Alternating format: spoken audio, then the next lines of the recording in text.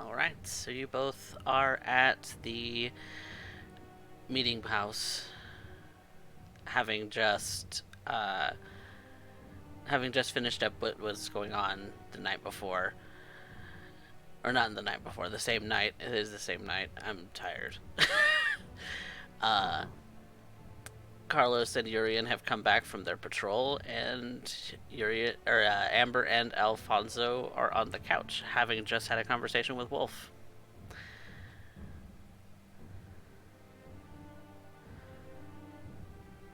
Yes, after Wolf is gone, Amber is gonna get up and go over to that. You said there was a blackboard there,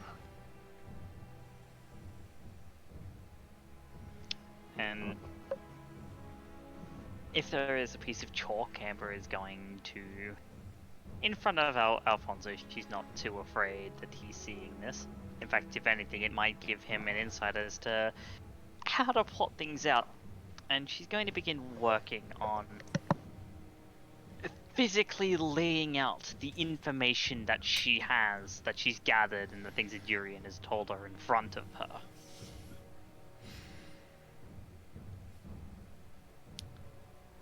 You start drawing some things on the chalkboard, and Alfonso simply just watching for a moment.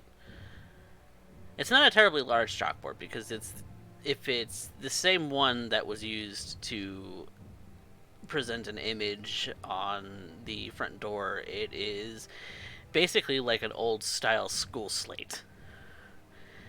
It's More than enough room. very small. It's you'd have to write incredibly tiny with a piece of chalk like that, but that is what you have at your disposal at this moment. And he's kind of looking over your shoulder, but can't really get a good angle on it. What are you doing? So, Amber says, I'm guessing it's Alfonso asking. Amber says, well, you see, the reason I called Wolf here tonight, that I asked Urien to help me call Wolf here tonight, is because there is a certain thing going down that I need to solve. And this is just a way to physically sort out the information. That makes a lot of sense, actually. Some people are very visual when it comes to organizing their thoughts. Well, there is a reason why a mind map can help one organize their ideas into what is required. And she'd begin writing with, on one side, Father Trent and the things that she knows about Father Trent, which would be a little bit more sparse than the other side, Deacon, and all the things that she is aware of about Deacon, and this a mention of this Chuck fellow that Deacon had pulled in, their family friend, former partner on the force, who had teamed up with Deacon in order to get this done. And then in the middle would be Urien's name. It's the one thing that links the two together. At least as far as the information she has goes. They both want something to do with Urien. Father Trent, most obviously on a spiritual level. It's kind of a prerequisite of the very devout Catholics to hate Satanists. And Deacon, well, Urien is the only lead he has to finding this Dante O'Donoghue.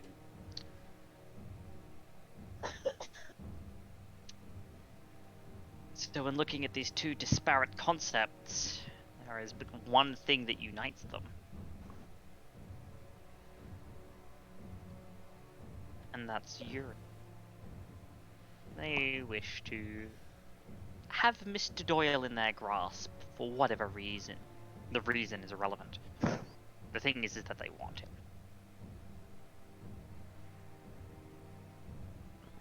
And Urien, it's about that moment that you and Carlos are coming back into the house after after your patrol. This seems too appropriate as I'm listening to this beginning of what seems to be a plan formulating by Amber. So I make it a point to burst through the door in a flamboyant way, saying, "Speak of the devil!" And he shall appear. Well, I always loved that trick. Good evening, Mr. Doyle. In fact, I was just talking about you. I am aware I'm here.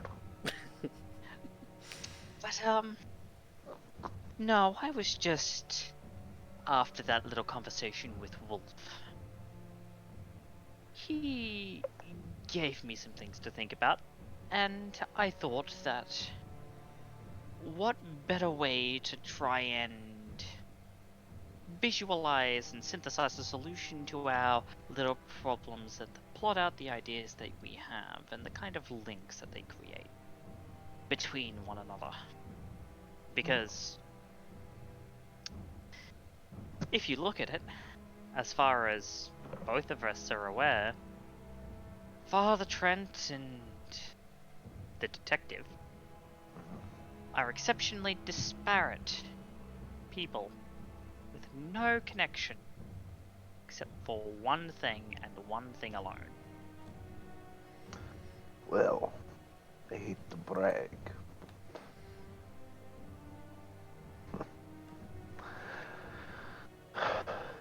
That is true. So, what would you do with this connection? Well, the simplest way to solve both of these problems is to, at the very least, make them think that the one thing connecting them has disappeared.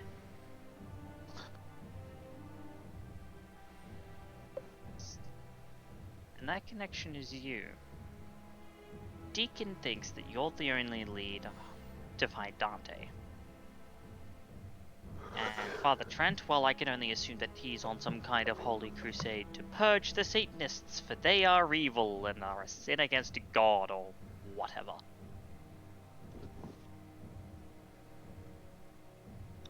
So, my thought is this.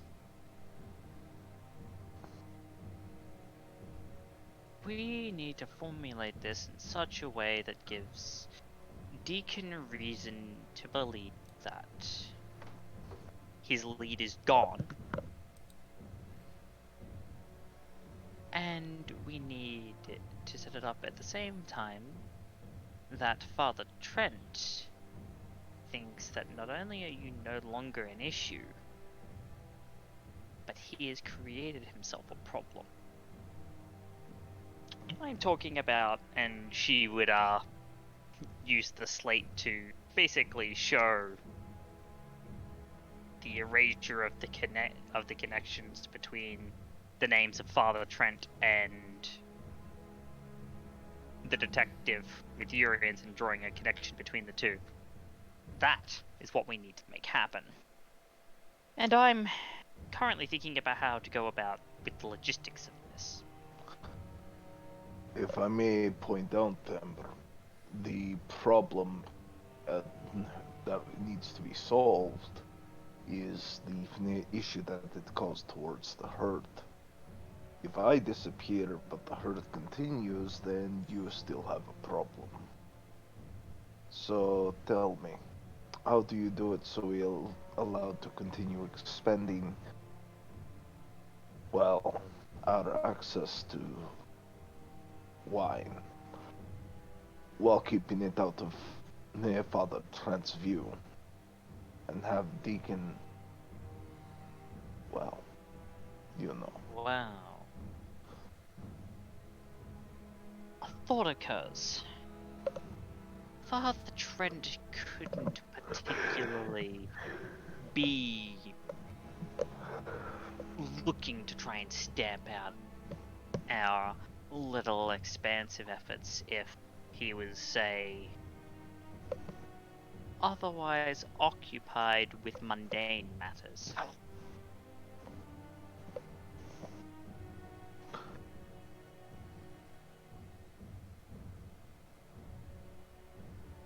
That's where I think our detective friend comes in.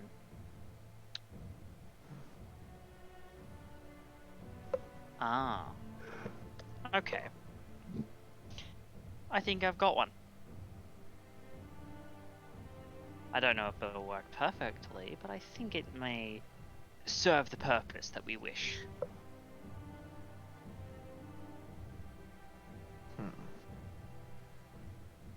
What if we were to frame Trent for your and she raises her hands in equity murder? Let our detective friend witness that the father had just gone ahead and killed his only lead.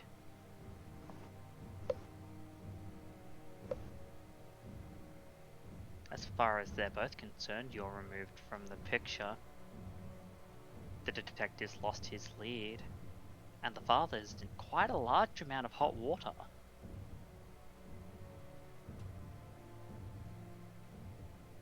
I mean, if you could frame it right, the detective could watch this happen. The rage he would feel in knowing that this priest just killed the only thing that he had in looking for his family friend.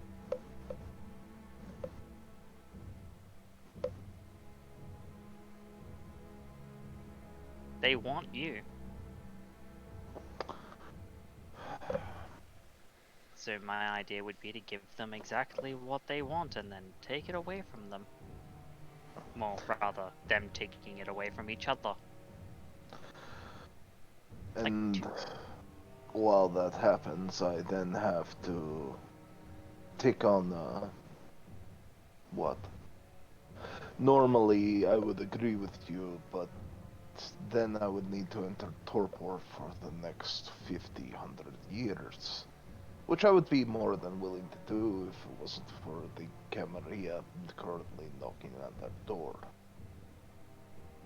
Well, the thing is, all we need to do is make them think you've disappeared. Maybe leaving your fate unknown. Perhaps you fall into a ravine. You're snuck out, ensuing confusion.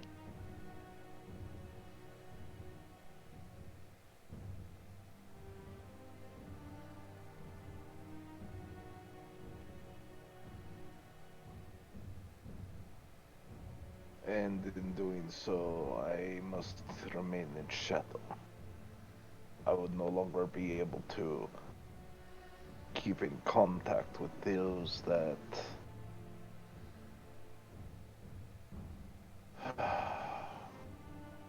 Well, there is one way we could deal with that. The only people who may know what's happened is the detective and the father. But say you were to have another officer of the law see Deacon attack the father. Him being sent into a rage because of the fact that in a very personal case, this isn't something that he's working officially. This is very much off the books. His only lead just went up in smoke, and it's the priest's fault. Put them both away, and there's no complaints from anyone. In fact, the only people who would have known that you were even involved in that in the first place would be those two, and they would be, well, ideally, in prison.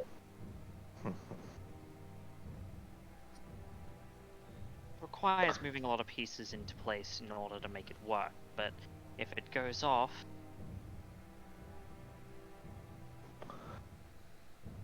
And what would be the fate of the detective?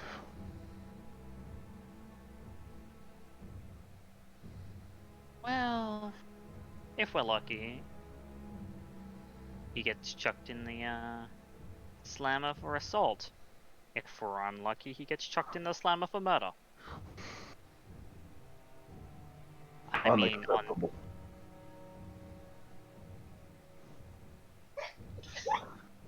Deacon must be allowed to believe that he has done his duty and he continues to serve the city.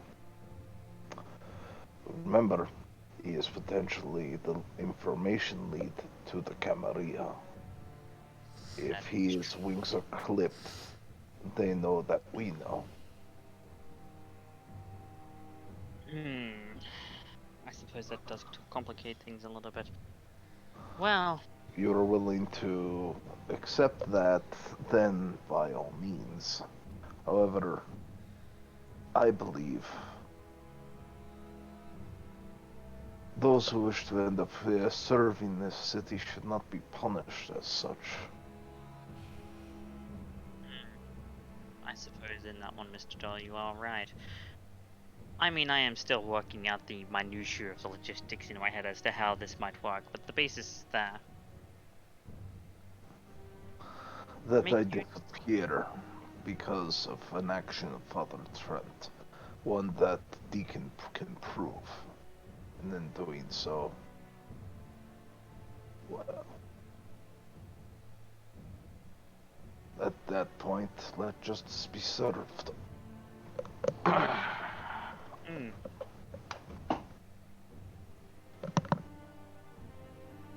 But I think if you are removed from the picture, so long as it's kept out of Deacon's eye that you still exist, it's not that you need to go out to the walk into the shadows, that you cannot be seen any longer. It's that he can't see you. Carlos pops up. Wouldn't that present a problem, though? That organization that you're kind of organizing, whatever the fuck, isn't it kind of hard to maintain something if you're dead?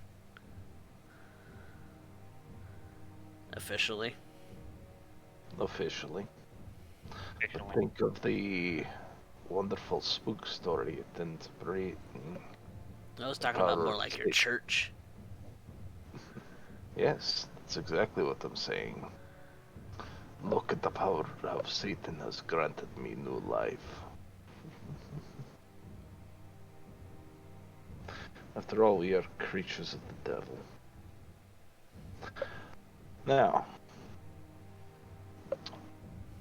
besides, I think that a new study should be raised. One who is able to take on the work. One who requires guidance.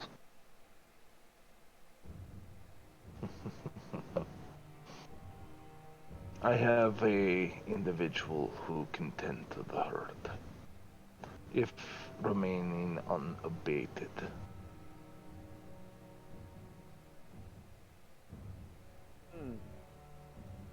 Like an understudy of some sort? Something like that. When you see people, it's best to keep just enough contact to know what's going on. I've done so, and I can make it work. You let me handle that, and I will end up playing my role as the dear martyr. Look at me, sacrificing myself for all your sins. A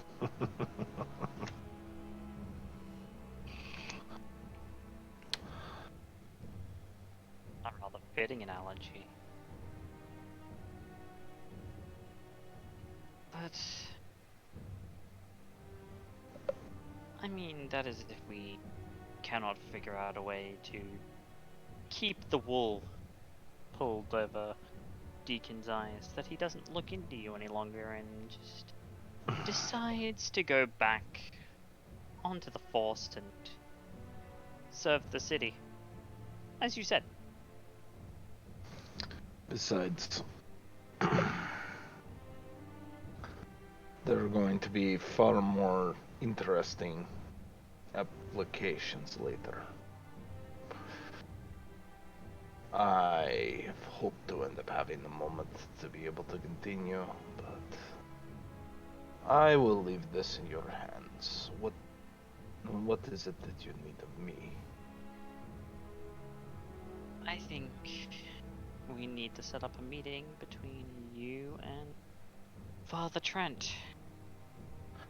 That will be easy enough.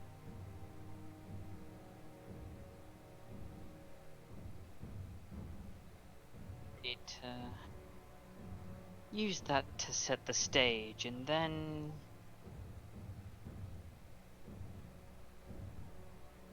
we can cue in the entry of our detective friend.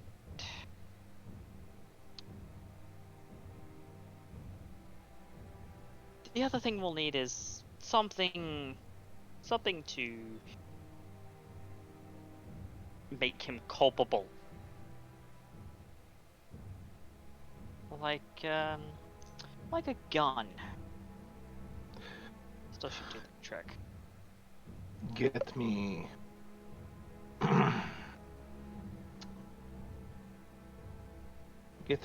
the funds for 2, and I will make it happen. I will get you the funds for 2. I'm sure We are talking something not over counter. Of course. Good.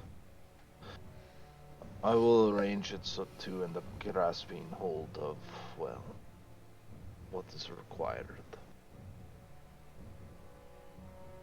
Is there anything else that you would require of me?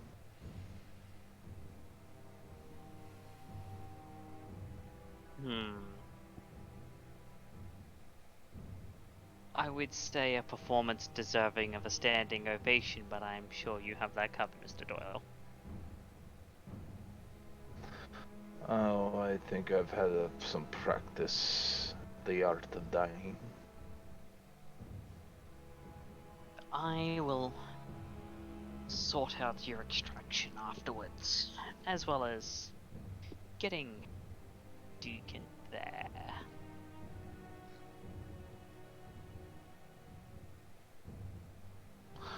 Let's just say that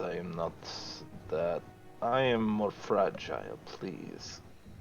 Do make it gentle. Falling off a cliff, it tends to be messy, painful. I'm sure I'll be able to get a hold of some stunt parachutes, or at least some sheets. No. Cannot end up doing that without evidence. There needs to be evidence of the impacts. Starts thinking about it. My, that'll be. Well, I suppose if you don't mind having your viscera spread over the side of the ravine. Will it preserve the masquerade?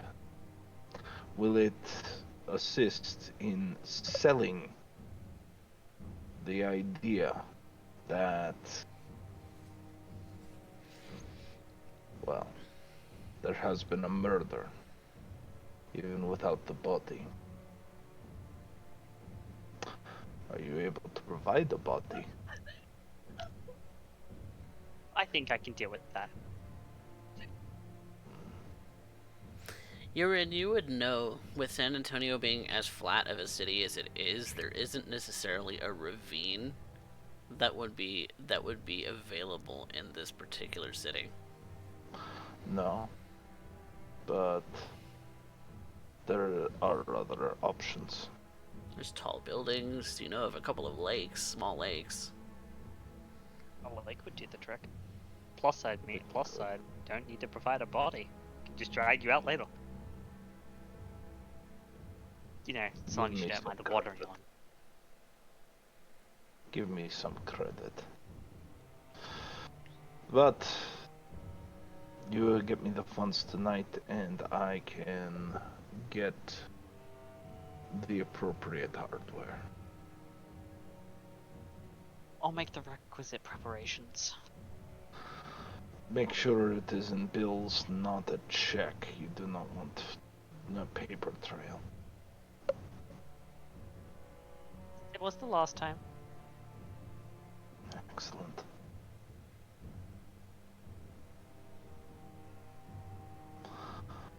Alfonso, we may be calling upon your skills. My skills. What? In what fashion? How can I help? Yeah.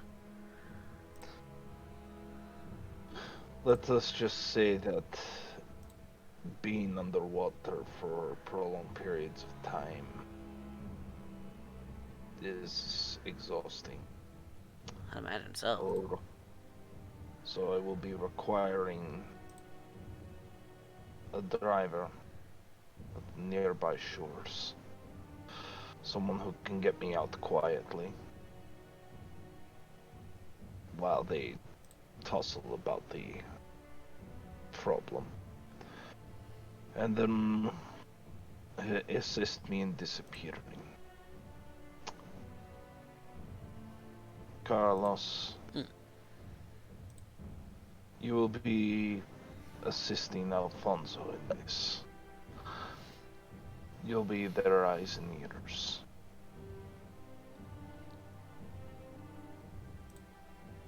I'm pretty sure I can manage that.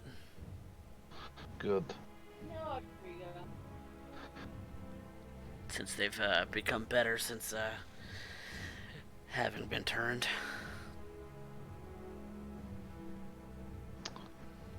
Sometimes it's the little things that we do. So I must be becoming prepared to be shot. How fun. That doesn't sound fun at all. No, it's not.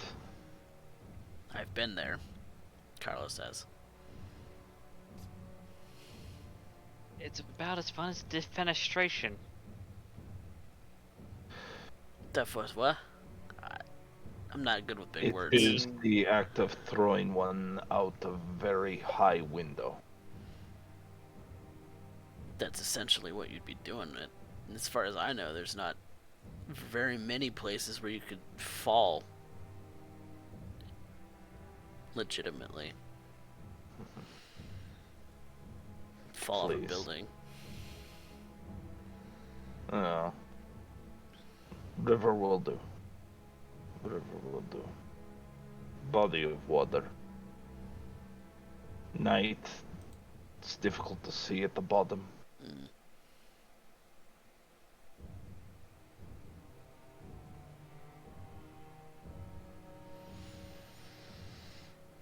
Very deep at the bottom.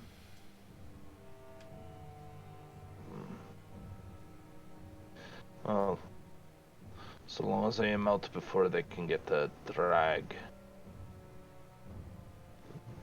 Drag team would make it very difficult, but yes, it can be done.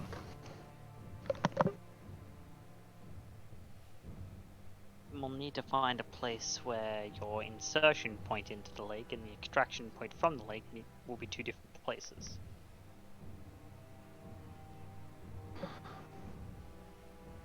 Well, scout out the location. As I said, this is in your hands, Amber. So, Mr. Dupree, tell me what it is that you need from me, and we will get this done. Right.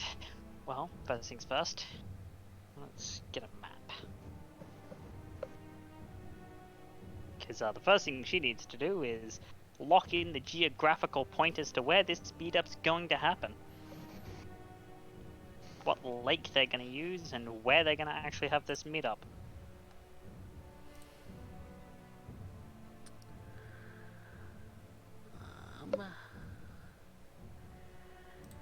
You know, based on, let's see what your statistics are, how much you would know about this. Amber, I think I'm actually going to call for a roll in this particular regard because you don't have enough dots to take half. So go ahead and roll me an intelligence plus academics. I can roll an intelligence academics. And add a +1 for the map. Because you do have a map in the van. It's 2 successes. You kind of circle through the map and you're looking for large bodies of water. The one that really sticks out to you is Woodlawn Lake. And that's in Delgado's territory.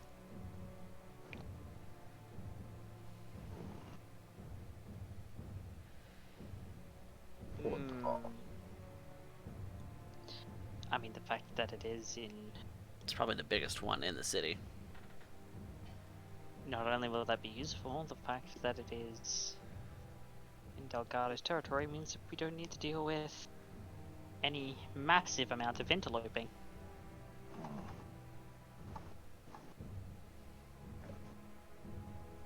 It's a large body of water, which means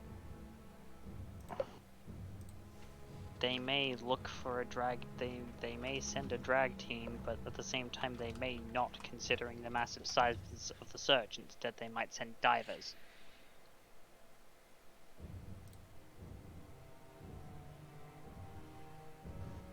I need only an hour to escape.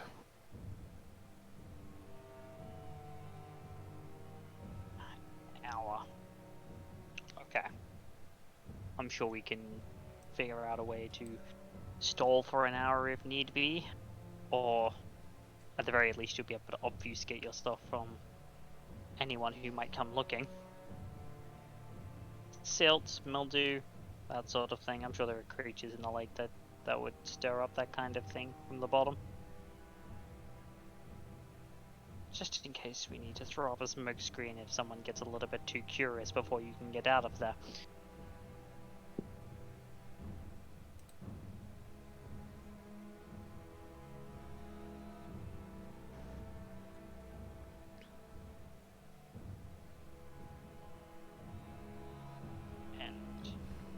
Once we do that, well, Alfonso, considering I'm being told that you have the skills, you would be in charge of getting Mr. Doyle out of there and, I would say, back here. I can produce an actual smoke screen if we need one. As much as that may be required in the future and is a good piece of knowledge to have, I would end up saying that at least for now. Let us keep it to as mundane as possible. I mean, these are things that I just keep on my person because you never know. No, you never do.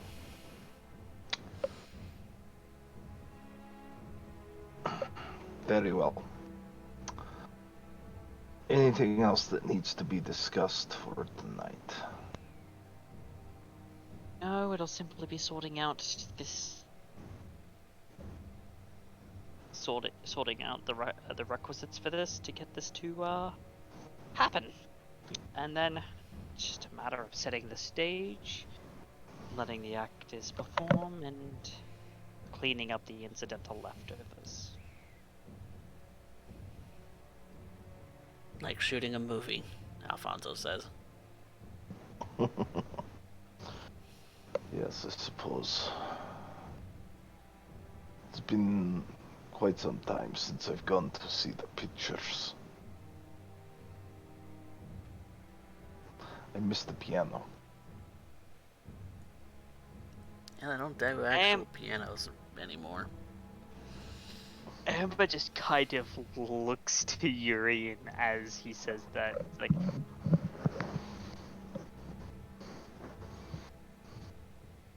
look, this is gonna come off as a weird question, but that's old. Like that's really old. Like they haven't done that since the early 1900s. Old. I said I missed it. I never said I'm not out of touch. The better question you should be asking yourselves is, am I actually that old, or am I simply masquerading my true age?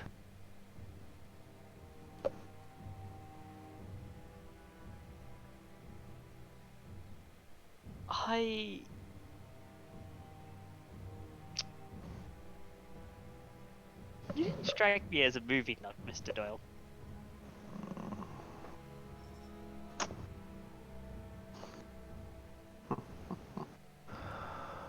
I was curious at the time. When new curiosities arrive, do you not wish to see them? When Marty McFly first took those first steps on the hoverboard, did you not look at that and say, when that is created, I wish to see it firsthand? Did you not? Did you not, when you first saw the automobile drive by, say, I wish to drive that?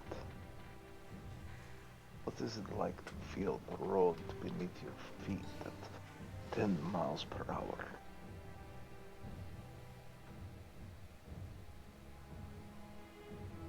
These are things we can learn. These are things we can enjoy. Why would you miss the opportunity? Well, I mean, I suppose on that one, you're not only right, but the road at 85 is fast and interesting.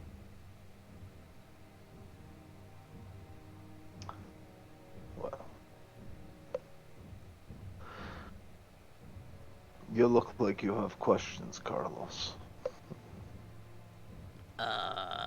Well, just kind of. How is it that. How does one. With the way the technology's changed over the last 20 years, 40 years, how does anyone. I mean, we can hardly keep up as humans. How do you guys keep up?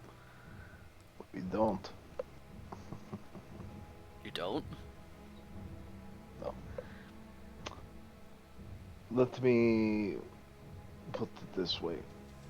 I don't carry a phone. That's weird, but okay. To each their own, I guess. It is weird for you, but to me,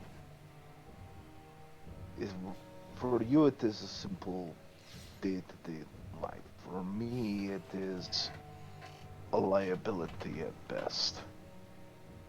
I kind of need it in case something happens to Julie. This I understand. But there will be a point where you may have to let it go.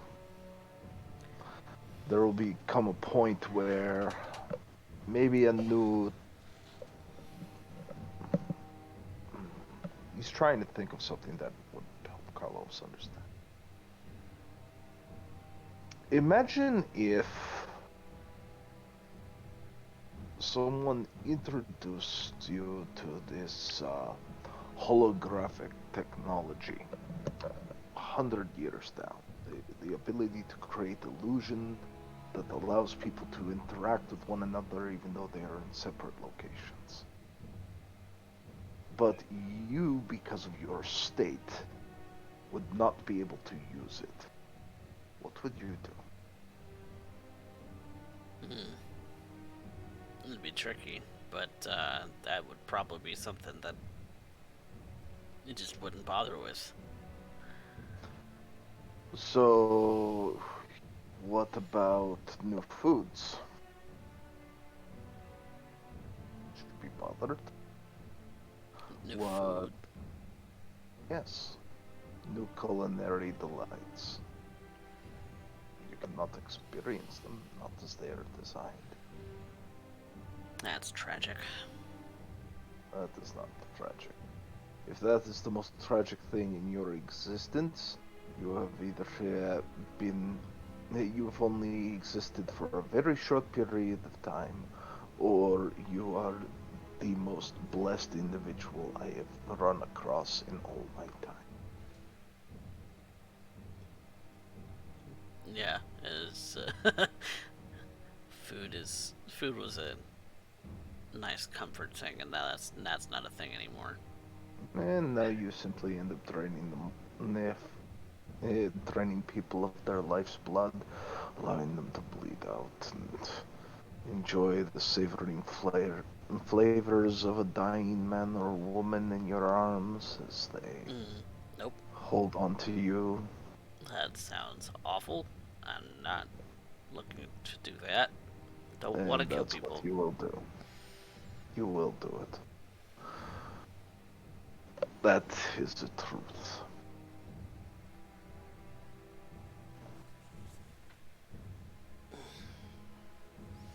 That's unsettling.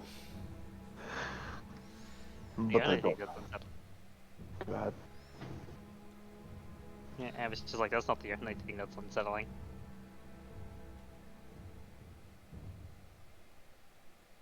If you think food's really the biggest thing that you're gonna be missing, well... Well, I would imagine not, but I was trying to make a joke. I'm bad at that.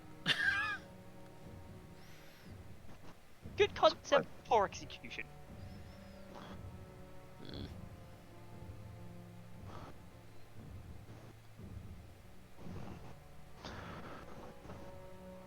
Alfonso, Carlos, Amber, I have asked you all the same question, and I do not expect you to reveal your answers, but what will you do with this city in 10 years, 20 years, 100 years? To you it's a long way off, I'm sure, but it'll come by quicker than you think.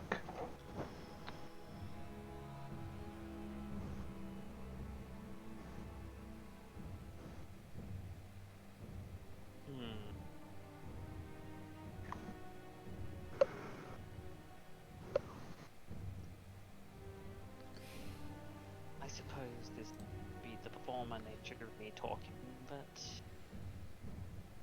I wish to make this city a stage.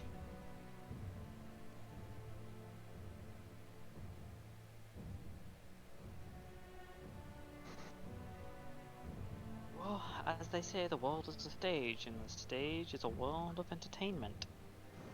And I think in that this city could just simply become a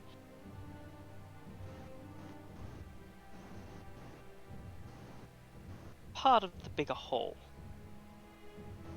as far as that's concerned.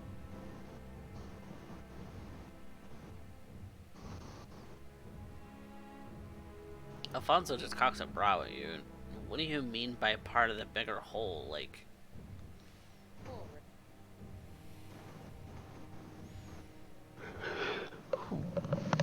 Leave ourselves connected. to what? Other kindred? To what? The worlds? The people? What are we talking? I don't understand. The world and its people, because people are also very entertaining. Put them on the stage, give them a beat, and they will dance. It may take a little while, but inevitably they will dance.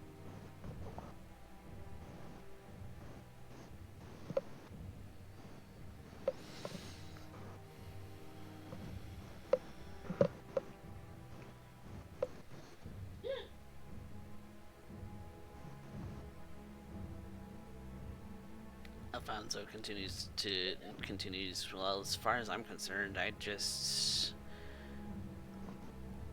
want M to be safe. Yes. And that's really all In I or- care about right now. In order to do that small actions must be taken constantly. It is an uncomfortable truth for us, but a necessary one.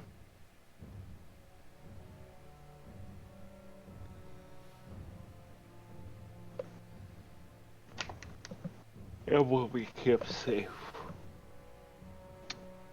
as will Julie. Both Carlos and Good. Alfonso nod. And much like them, as loath as I can be to admit so, Deacon must be given the chance to be safe as well.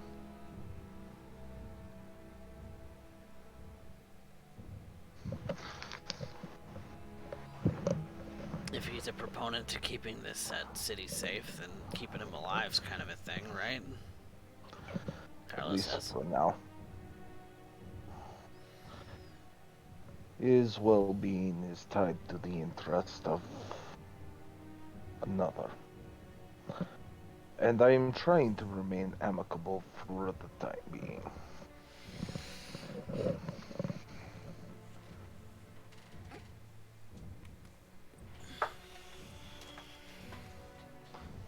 Fair enough.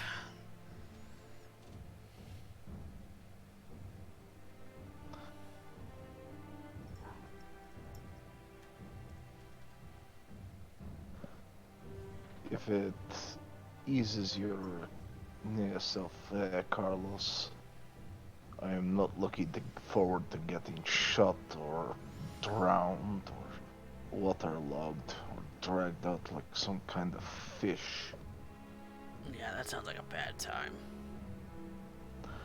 But I will gladly do it if it keeps what we have here safe.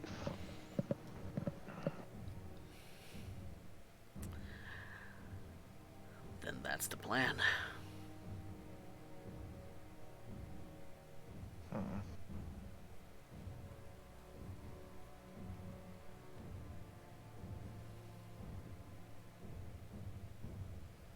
Urien stands up. Doesn't even bring his bag. He just starts to wander towards the front door. Allow me a moment. I need to end up having this put together in my own mind to see it. I'm tired. These past few weeks have been taxing, to say the least.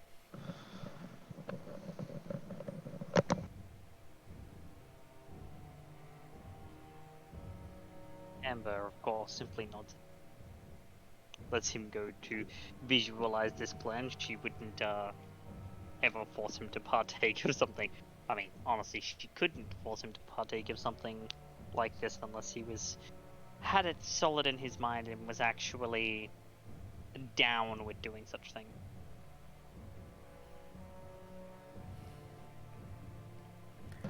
This is the cue that allows you guys to talk behind my back.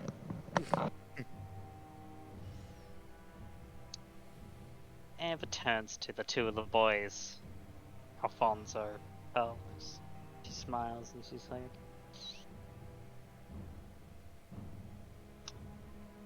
I would like to share something with you two in just a little bit of confidence. Okay. This plan of mine is hopefully going to lay the foundation for getting better things set up for those on the lower scales. We can't all be Machiavellian schemers like Mr. Doyle, so we need to be opportunistic. And I'm not going to lie, there is a little part of me, and it sickens me, that is kind of excited to see him fall in the lake. Carlos just kind of furrows his brows a little bit. You're serious? You're talking like that about your friend? It's not, how do I put this? It's not a matter of I would like to see him get hurt, because that's not it at all. I would very much like to see Mr. Doyle completely unharmed. It's more, I want to see this scene play out before my eyes, and the thought of it doing so is kind of exhilarating, regardless of the contents of said scene.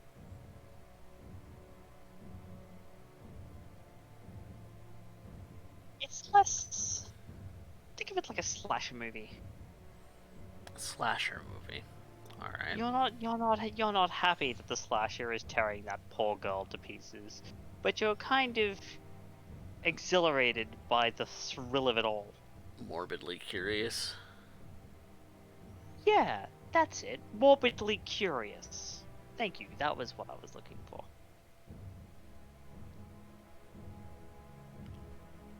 Yeah, the morbidity of all of this is still something I'm trying to stomach.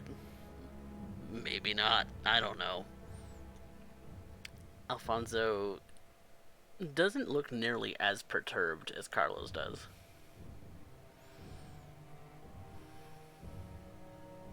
Amber just gestures to Alfonso. Well, you see, he gets it. I like slasher films, so... Well, understood. It may be some night when we don't have a massive undertaking to have, we might have to sit down and watch some slasher films. I think that sounds nice. But, Carlos,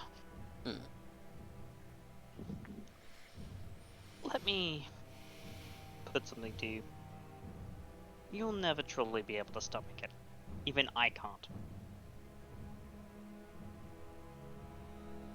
Regardless of how cold I seem. It... Every deceiving, backstabbing little thing that I have to do, every little maneuver that I must make, every lie that I must tell, it hurts. It hurts in a deep, unfathomably vast way that I don't think I would ever be able to explain using words. I don't think any language has words to describe that kind of pain. But in my years of existing like this, I've found that it becomes an inevitability that even if we can't sneak it, stomach it, we must. Because that's the thing that's key to our survival. It's that or death, and trust me, we've already been there once and it was entirely unpleasant. You with whatever happened to you. Me by being defenestrated, being put through a skylight. That sounds unpleasant as hell. It's exceptionally unpleasant. I learned, although I wasn't really big into my science, that it's not really the fall that kills you, it's the sudden stop when you hit the ground.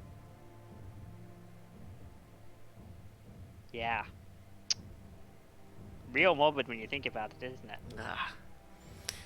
Carlos kind of and then gets up you- from his seat and starts pacing around the house. And then you have to have the thoughts of, that was you there.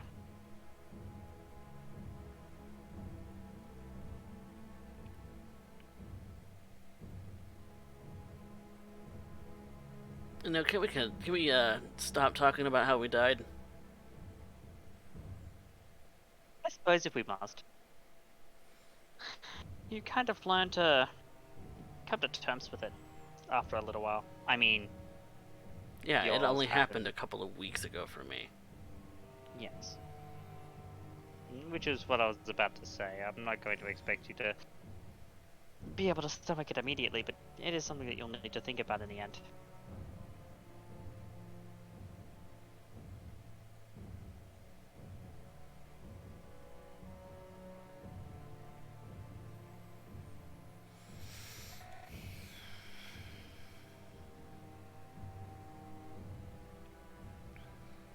Amber just moves over and sits back down on the couch, kind of stretching.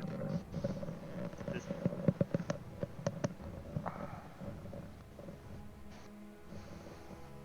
But I mean, that's the most disturbing part of all, isn't it? What is? And that one can talk about such morose things. I mean, you're talking about your own end. The fact that one can talk about it so flippantly. Yeah, I'm not exactly excited about the conversation.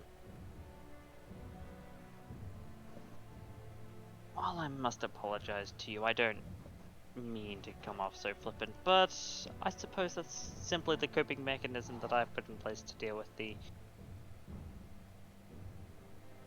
thought.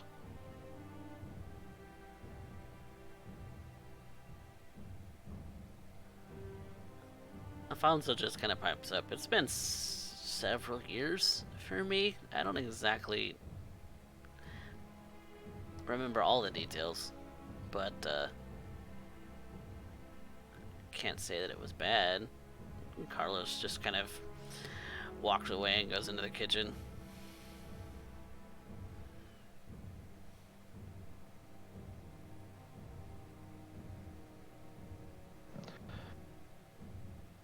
Urien, at this point, is outside. He's using the ability to sense the unseen, just in case there's still a lingering presence, but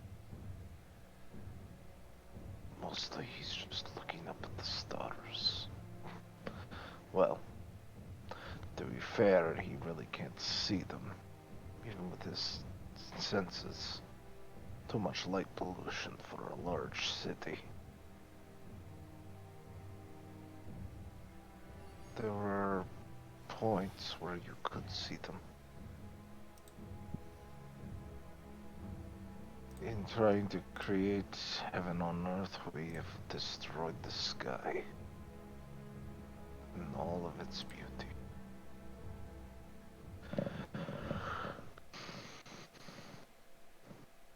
Urien lied when he ended up saying he needed to think about it. The decision was already made as soon as he heard the plan. Oh, that's not what brings him out.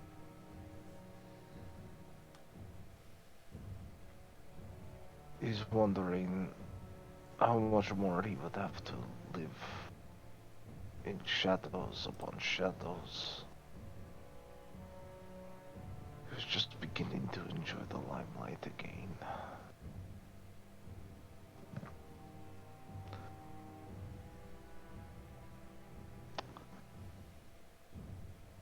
He wonders if he's going mad.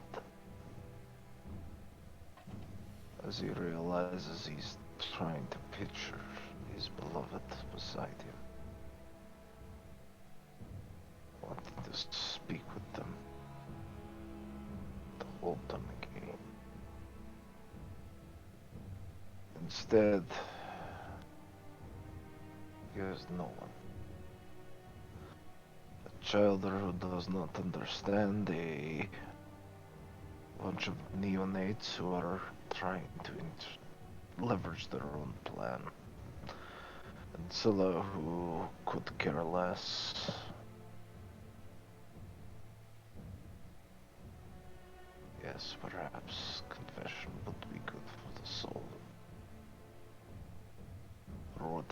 left of this soul that he has. Could it even be his right now? He's unsure.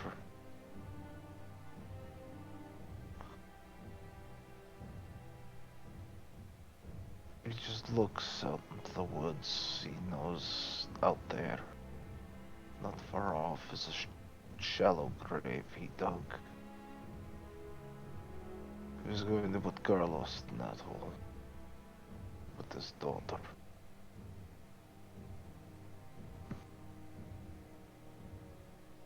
Why am I doing this?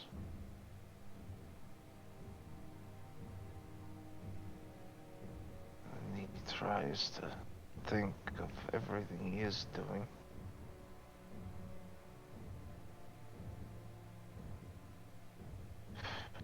Why does it feel as though he is wasting time?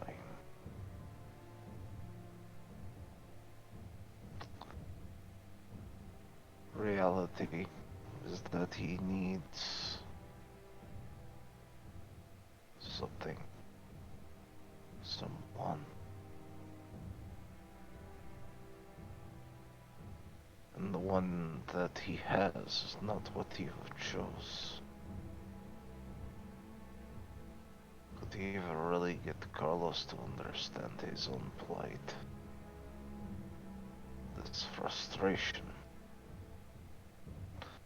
His body is sickly and weak. His blood is thin. There is no grace, power. He is not built of stone now.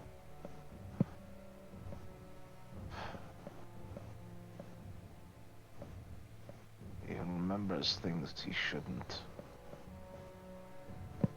He knows things he shouldn't.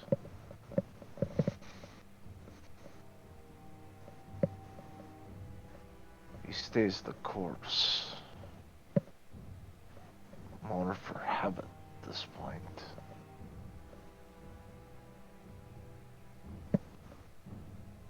But maybe what he said was not a lie. He can't picture it anymore. He's losing his vision. He's not sure what to do. He will take a bullet, fall in the river, be washed away as he sinks below the surface of the water. He will appear elsewhere, and then what? And then what?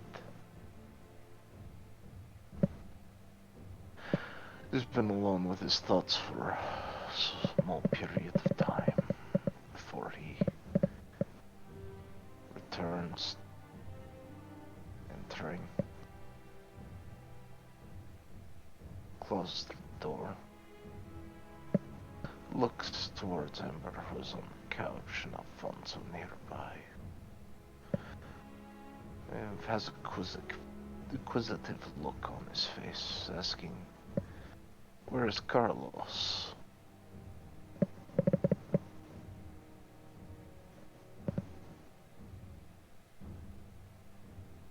He went to the kitchen, I think. Alfonso says.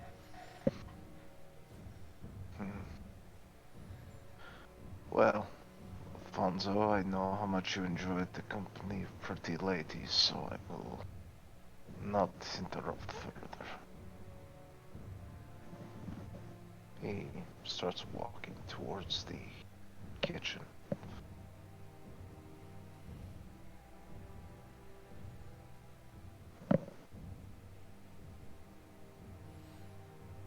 Before we move on to that, was there anything else, Amber, you wanted to say to Alfonso?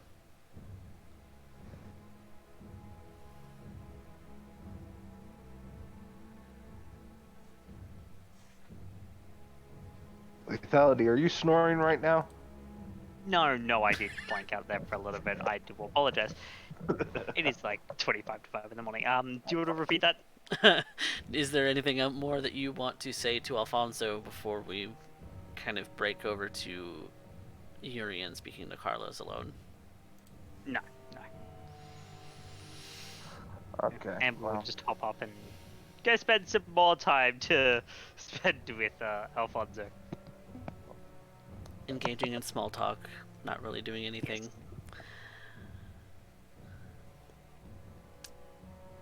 Urien, you find Carlos kind of just staring out the window in the back of the house, in the kitchen. Just kind of standing there, his arms folded.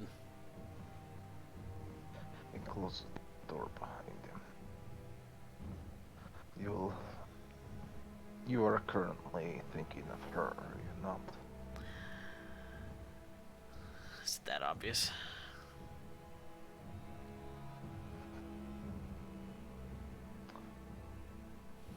It's all you can think about. It's the only thing that makes sense around you. It's the only thing you can aspire to. It's the only thing that will keep a guiding light. Fatherly instincts, I guess. And that's how it starts.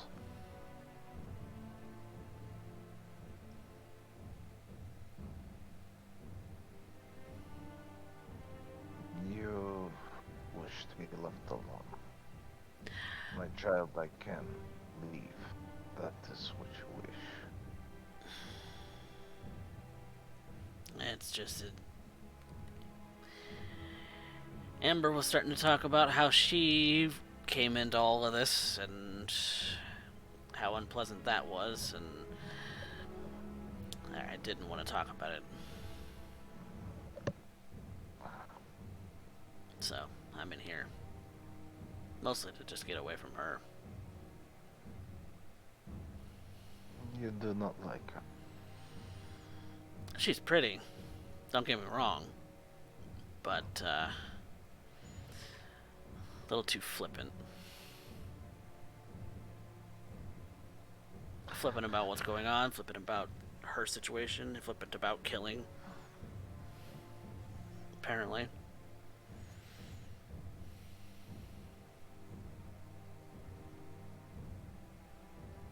I'm True. not okay with that yet, if that's even a thing. It is, and it is an unfortunate thing.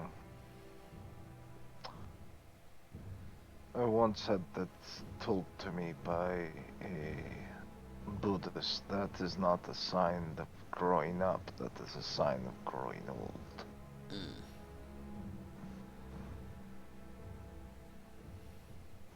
I have another theory. Another theory. Yes, but not one that I think you care to know. That's not why I am here. I am a sire looking for his charge. Here to mentor and to explain. Answer questions as I can.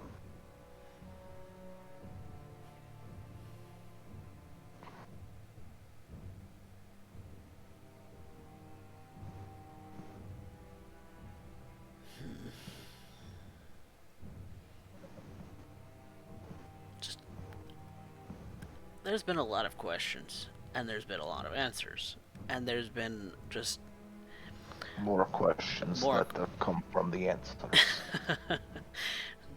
vicious cycle, it seems. It is. And it doesn't seem like this existence is a pleasant one. Rarely is it. But that's more of a curse of the young.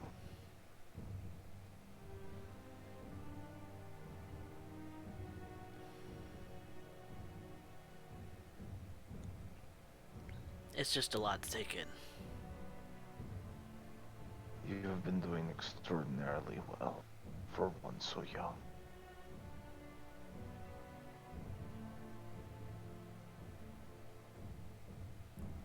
I don't know about that.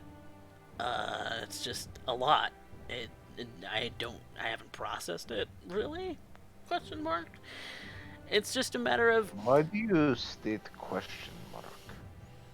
uh, it's just a thing that young people do.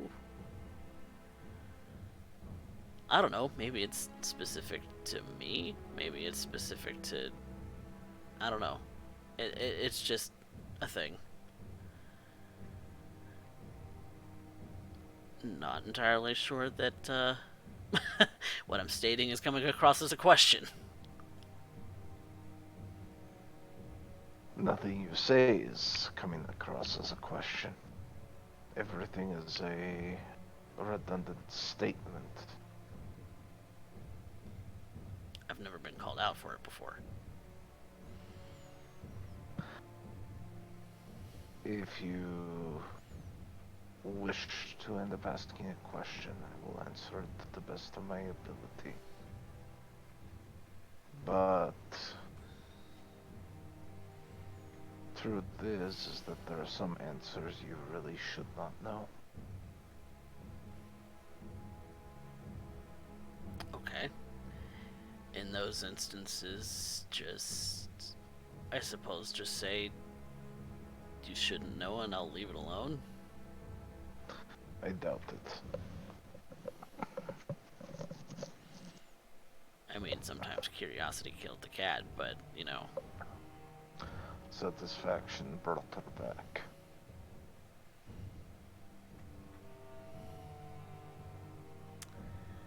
Notice you are already using morose statements.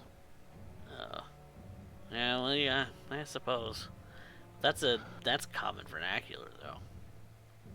That's another point where it begins. And soon you will be waxing nostalgic for times of old where screens were only the size of a carriage. And that all the best of actors knew their roles, their parts. And instead what you will see is a blare of noise and nonsense and nothing else. You will find yourself drowning in mediocrity and the mundane, and those delights of the world will fall flat and you will be disgusted. To the point where you will wish to wash the taste out of your mouth. The only thing that gives you a semblance of comfort is that warm syrup pouring down your gullet in a damnable existence where you exist in perpetual darkness and trying to end up finding some meaning in it all as you've been gifted with eternity just to realize that you are outside of the grace of God, the sun, and everything you've come to love as it turns to ash in your hands. Are we talking about me or are we talking about you? I believe the common vernacular is yes. That was more of a case of waxing poetic. You will come to know that the more you are exposed to it, the more you will do so, and it will become... it will make you odd. This existence will make you odd.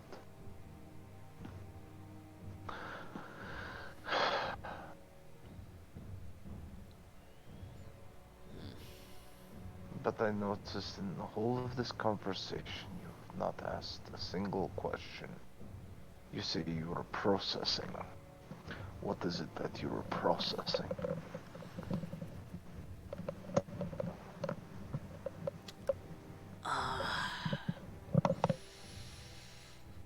Still trying to wrap my head around what we were talking about earlier, as far as, you know,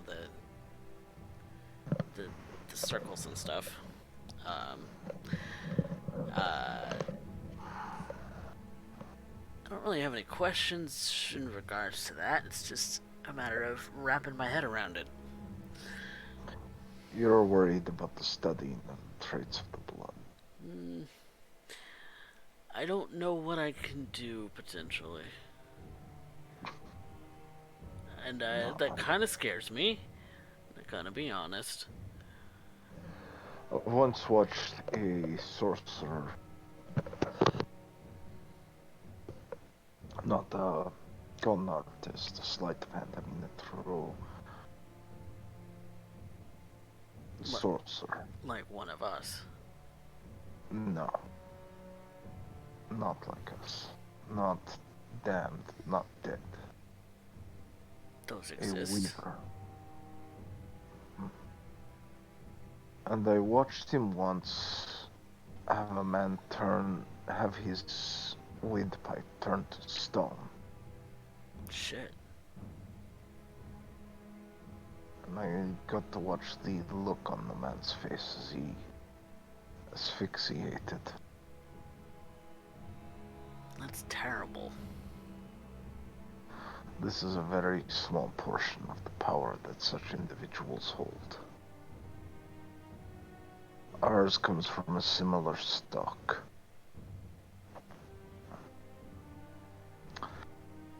You will find that you will bend the world to you, if you so wish it.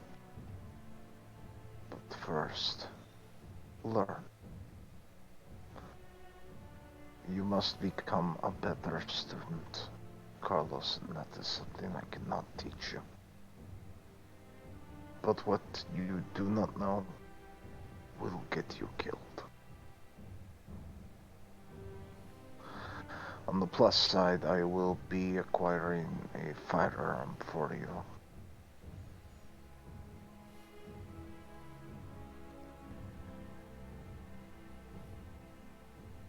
If you are to protect yourself, the gifts of the blood may be more potent, more efficient, but they are harder to explain away, and they are not something you use to defend yourself. Your instincts, you have proven earlier, is to reach for your hip. Yeah. That is where your instinct lies, that is your training. That is definitely my training. Then I would not have you unarmed. Fair enough. Seems like there's just a lot out there that would want to do harm. There it is. And if it means that Julie is going to be safe, then I've got your back. That's not how I see it. That's how I see it. What I see is I'm about to put a gun in the hand of an individual who, at my moment where I'm supposed to have disappeared, is going to be there when I exit. And you will place that gun in my mouth as a bit of nostalgia and blow my head off. You'll do so quicker than Alfonso will realize. And then it'll be just you and the thin blood. You will use your abilities and your own natural cunning to dissuade him or to put him down. It does not matter. You will then put the keys in the ignition and drive. You will go to her, take her. You will drive from the city as fast as you can. And in the confusion, when everybody's wondering where I went, what has happened, you will hope that you got away scot-free.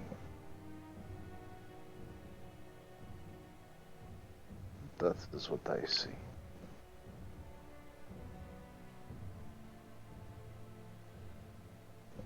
What would I do then? What would I do leaving this city?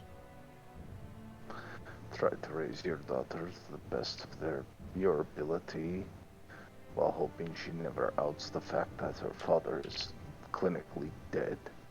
I can't keep a job. I can't. That's the thing, is I don't have a way to fund that. I don't have a way to make that happen. And if you did, you cannot tell me the thought has not crossed your mind.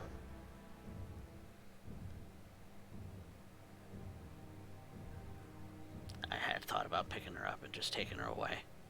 You're not wrong. But I also have to think about how I'm going to provide for her. I can't do that if I can't hold down a job. I can't do that if I can't make money. I can't do that. I couldn't do that as a security guard. I couldn't do that selling fucking drugs.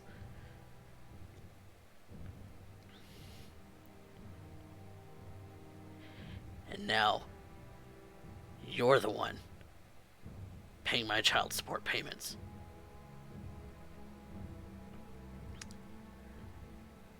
So yeah, that's where I'm at. 'Cause I can't do it by myself.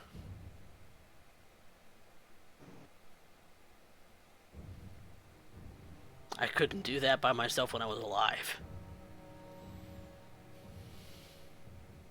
What makes you think that I could do that dead?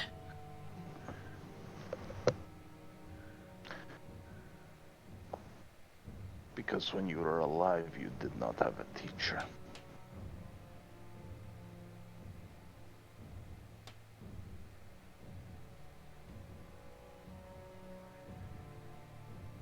Is that your intent, to teach me how to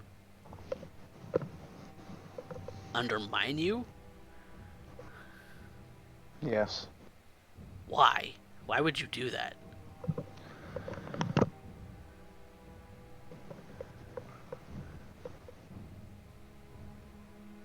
Why would you want me to undermine you? I don't want you to. But I have to teach you. One way or another, what I am flows in your veins.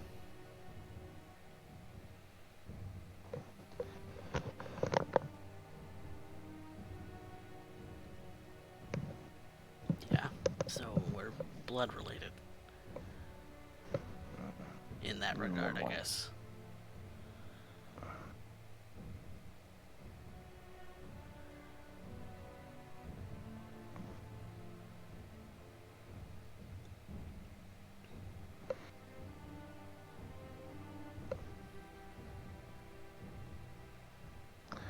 There will come a time when you understand who and what I am exactly. And at that point, everything I taught you will be thrown into question.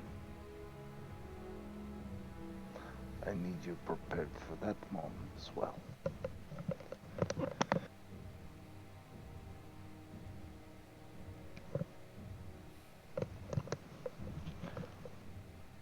My methods are contingencies upon contingencies upon contingencies. A plan for everything. To know something, to work with it, to understand it.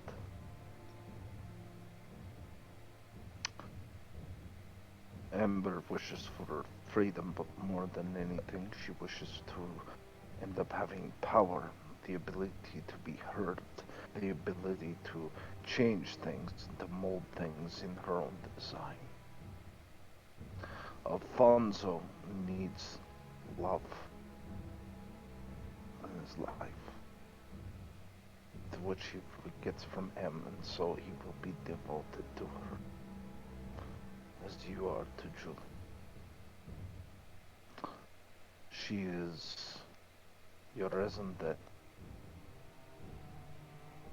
I know these things. And so here I hold sway.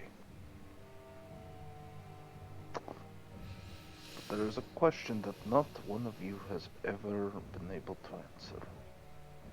What do we want to do with this city? Now. He looks with a little bit of a disappointed look. Not like judgmental, just he shouldn't have hoped that Carlos would get it.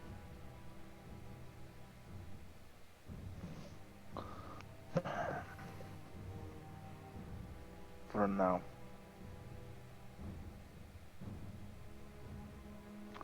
Circles will be something of study. Blood will be something of study.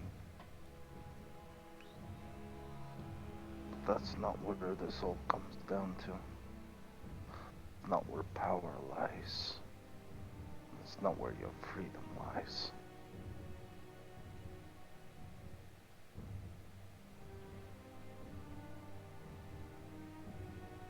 I am enraged. There is a part of me right now that wishes to lash out, to smash that window, to rip the refrigerator from the wall and hurl it through that door. There's a part of me that wants to kick and thrash and be able to cut loose that rage. What's got you so mad?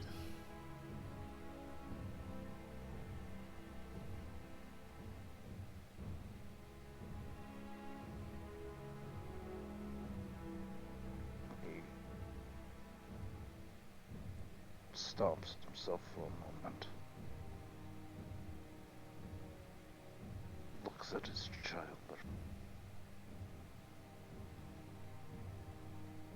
That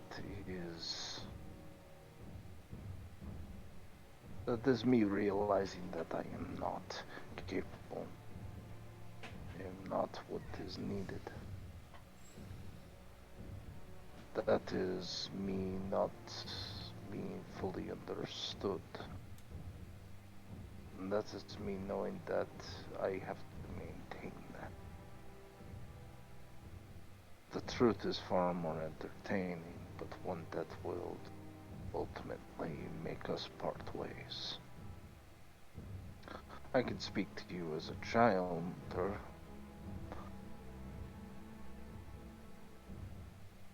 but you will never fully understand it. All I can do is hope that I can offer you, as a member of Clan Tremere, a place where you know you are needed, that your skills are required, and that you can make something out of the time you have when the sun is gone.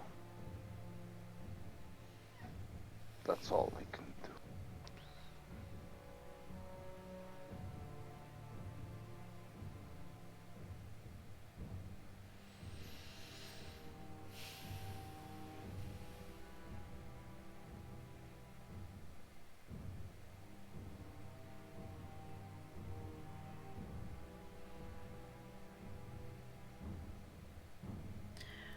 Well,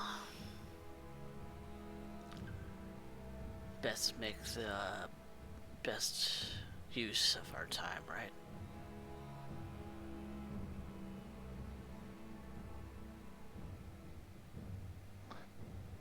If that's what you wish.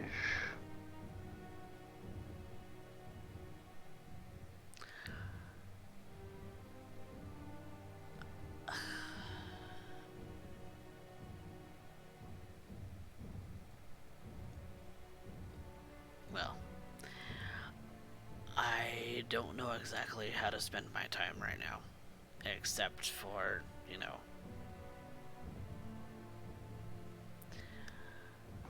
Brooding in the dark.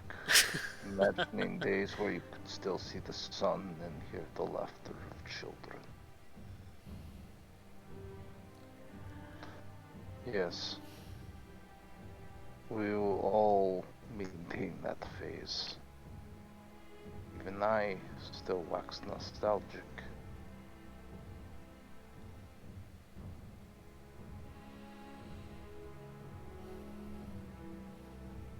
Never forget what you are.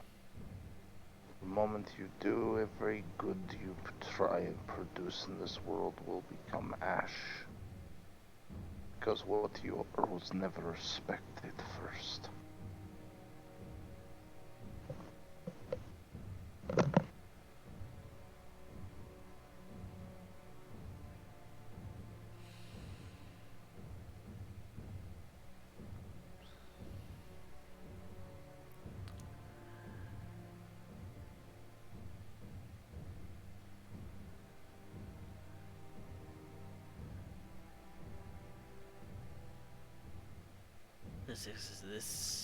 All of this just seems just bad.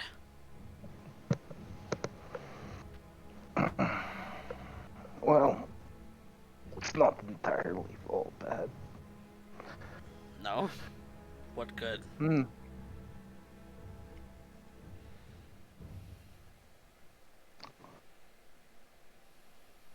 Well, when you were mortal, what did you enjoy?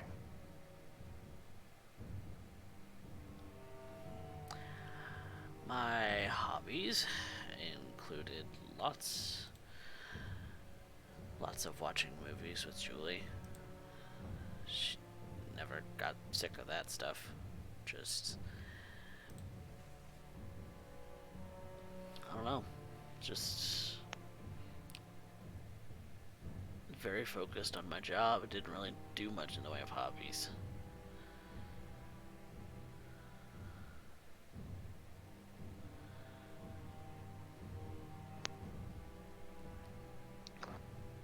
You're a retiree who has not come to grips with him having himself free time.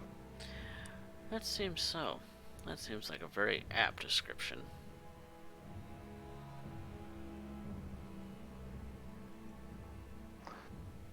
You could change your existence to be whatever you wish. But it must start now. That first step. Now, I have to entertain the guests of the Lady Dupree and Alphonse. They have been more than patient waiting. I have no doubt that Alfonso is currently finding himself backed into the corner. So I am going to go off and rescue the baby. You got any good books?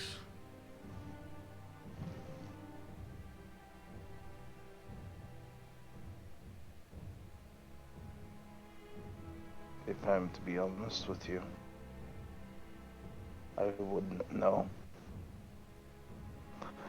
I have never developed a taste for what is good or what is bad.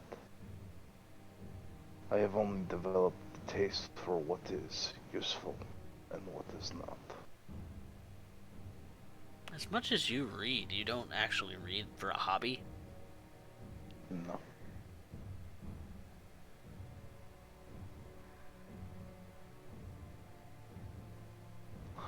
No, I do not. And you don't watch movies for a hobby? No.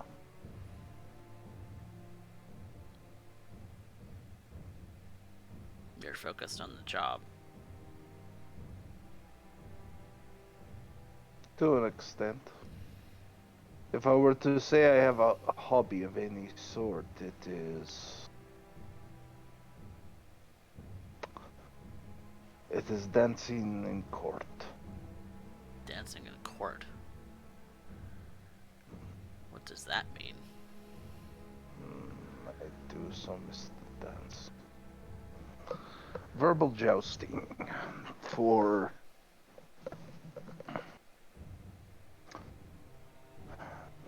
is no secret. I once belonged to the very organization that we currently find ourselves under fire from. This ivory tower, this Camarilla, or as the young ones called Camarilla. Does the word Camarilla put a bad taste in your mouth? Kind of sounds like it.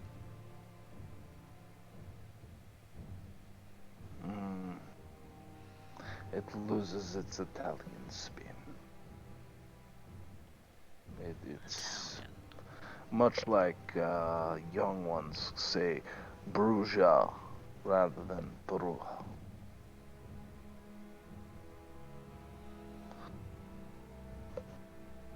Certain things are just lost to time and culture, I suppose.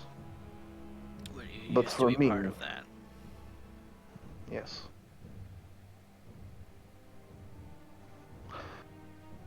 I miss being able to enter the room with a presence.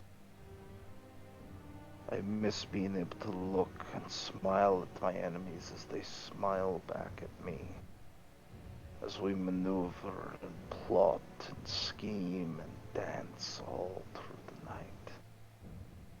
I miss grabbing the hand of the most beautiful thing in the room and having them sway with me. And jealous onlookers, giving them a chance to begin their plots just to see them crumble. I miss saying a word, seeing an entire city bend and break and twist to what needed to be done to make it so. And so I found myself reading and studying. I wished to do the best I could in court.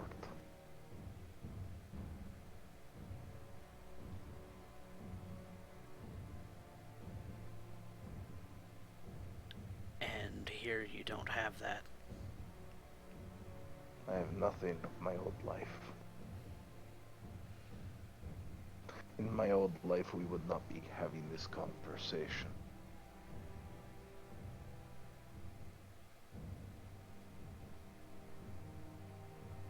Oh, you'd probably be raising me in a very different way, as you said before. Yes. But life brought you here. yes, in a way. So, now I am a man without hobbies, a man without love, a man without purpose, only dancing because he misses it so. Between the two of us, which do you think I find more pathetic?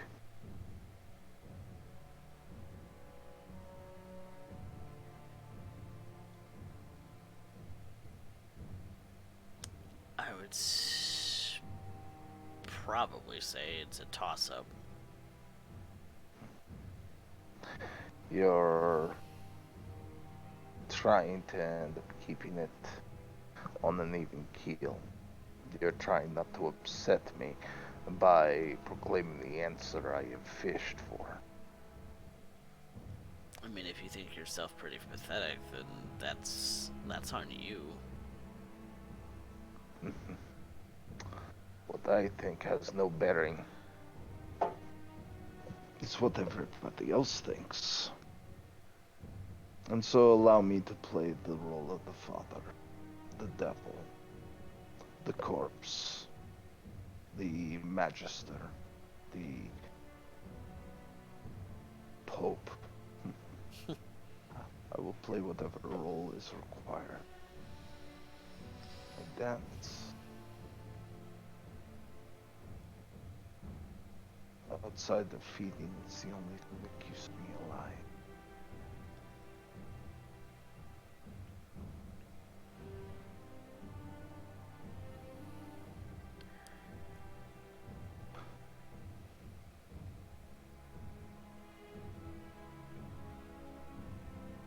need more hobbies. Find more Hmm. entertainment in other things. Keep you more entertained, at least.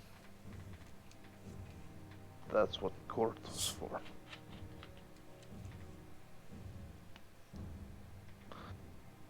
He starts walking toward the door.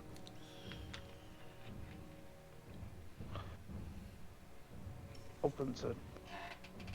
Amber, I am so sorry to keep you waiting, but unfortunately, the hour goes late, and I am sure you have duties you must attend. Would you walk with me? Or might I escort you to your car? I'll happily walk with you. Gentlemen, I will return shortly. I must see Mr. Pre off. He extends a hand to help her off the couch.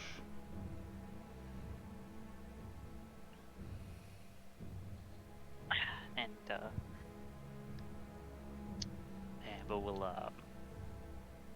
hop up and let Urien escort her out to the car. He does so. Once the door is closed, he looks her over. So, tell me, with those ears that you hold, how much were you listening? I was attempting to not listen in, as that would be a disruption of your privacy, something that I don't wish to do. However, I did hear Bruja pronounced as Bruja, and I almost gagged.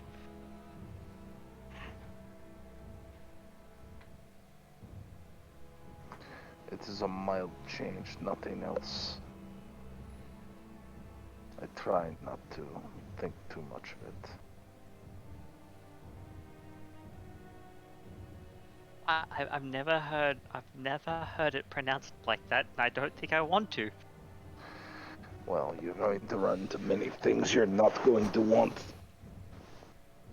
Such is the way of it. I suppose you're right in that one. Now,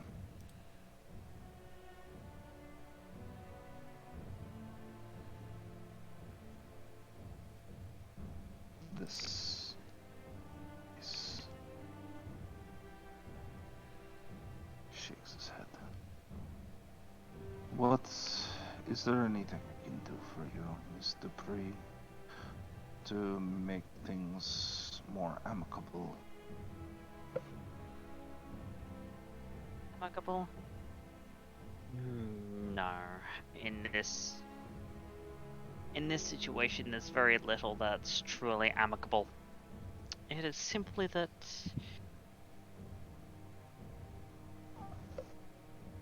we must do this to ironically carve ourselves some breathing room.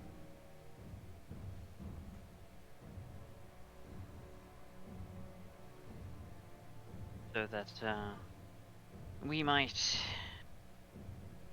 better expand and fortify before that boogeyman inevitably knocks on our door, looking to rip off our heads and drink the insides.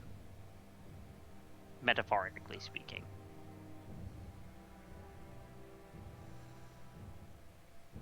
There is a part that I am ever unsure of with you. I am unsure if your response is that of bravado, true confidence, or stupidity. And this is meant as a judgment I have on the whole city. What do any of you know of war?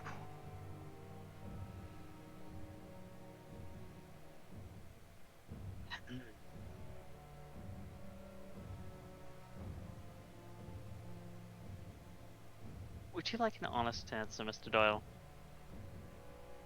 Nothing. You know nothing of war.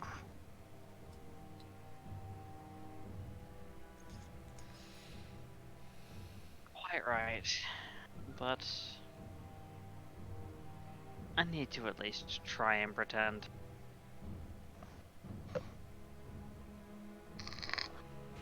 Maybe if I do so, I might be able to make a decision that's somewhat correct. Tell me, what is it that you gained by upsetting my child?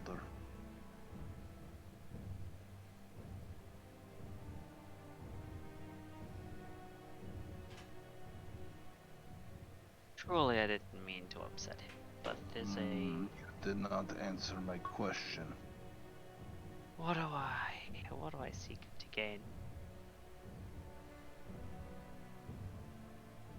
Not an exceptional amount. That too is not an answer.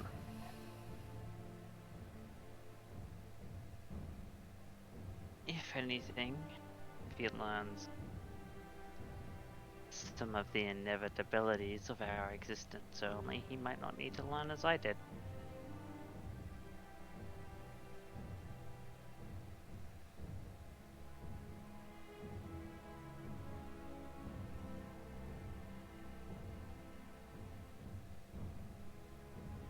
But I suppose, in that I feel a little bit of kinship with Carlos. He and I together faced, although metaphorically together, faced some gruesome ends.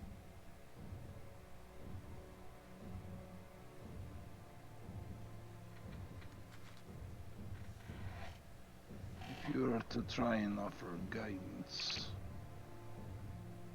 be more concerned about its effects and how effective it is.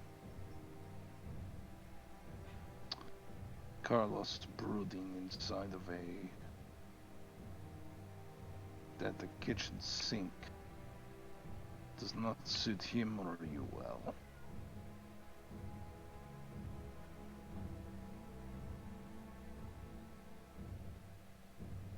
I trust we will not be having this conversation twice.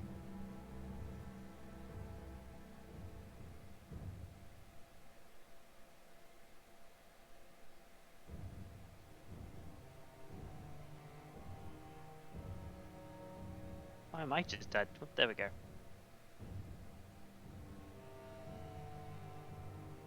I trust that we will not be having this conversation twice. I look for efficient and effective means, first and foremost.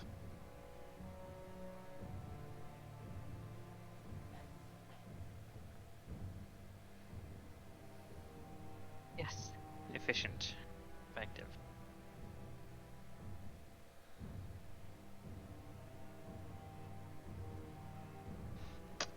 Well, he opens up the car door for him. If there is nothing else then, I will bid you a good evening, Mr. Prey. It has been lovely to have your presence here, and I look forward to seeing how your plots come to fruition. Your first test is upon you. Many more to come, I hope. I hope as well. Good evening, Mr. Dial. Good evening, Mr. Prey.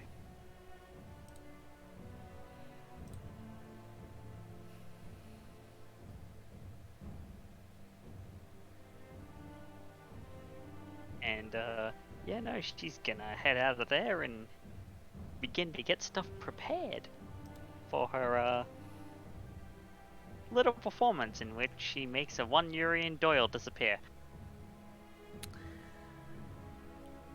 And with that, Amber leaves the premises to plot away.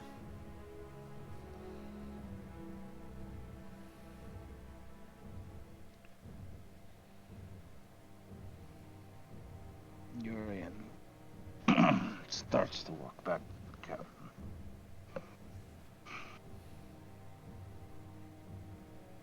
He is visibly perturbed. Maybe it's just hungry.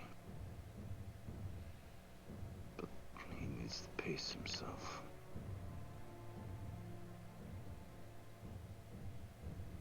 He opens the door.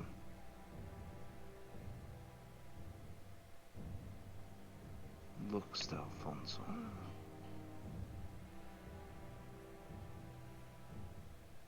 Alfonso. Mm-hmm.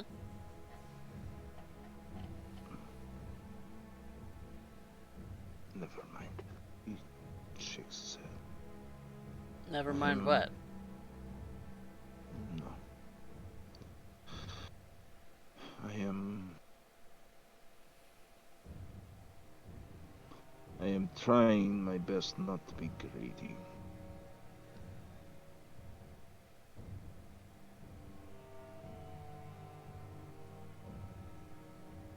You're You have- still not satisfied?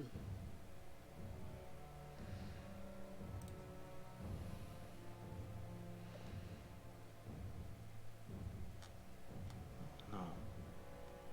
He says in a very quiet voice.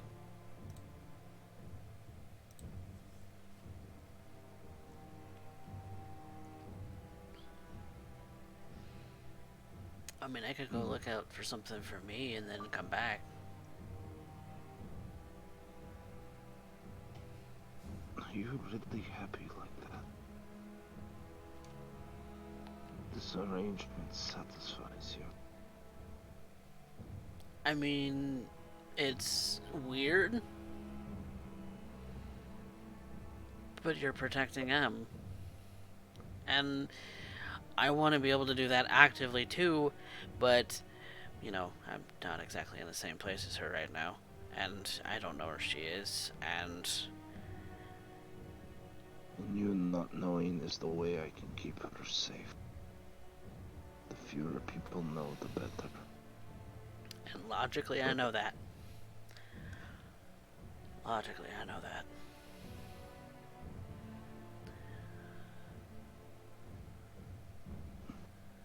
But you miss her.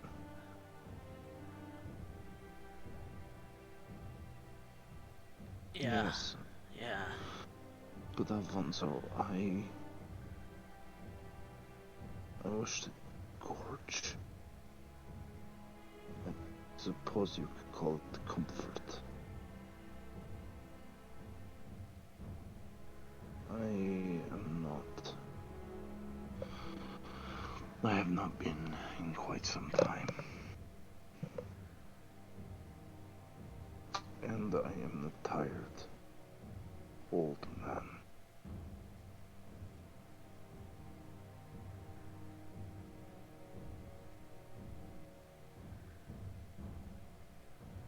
And I have no way to reward you for such service. Not yet.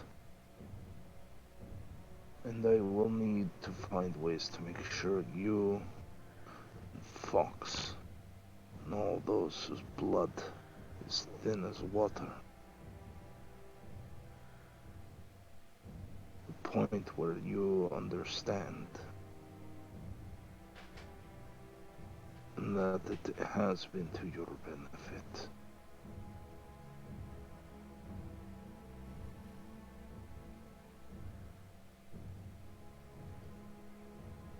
Fox was supposed to come back tonight, right? Yes.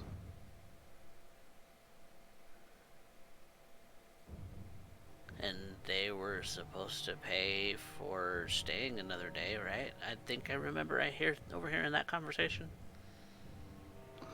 Yes. But I have avoided that payment. It's the reason why I do not wish to end up taking from you, even though everything inside says everything would be better if you just fed.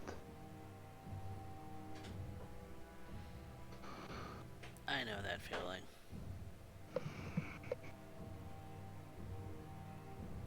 All too well.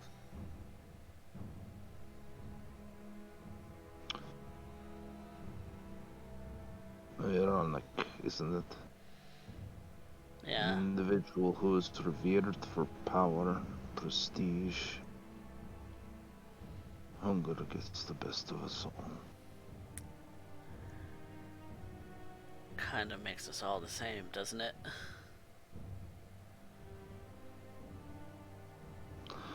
I know an individual who would have killed you for simply saying that. And yet, at this exact moment, I do not have the energy to disagree. I am trying to end up bringing a child up in a world that I am uncomfortable in. I am trying to protect a coterie who has no idea on who it is they are talking with. Whose fault is that?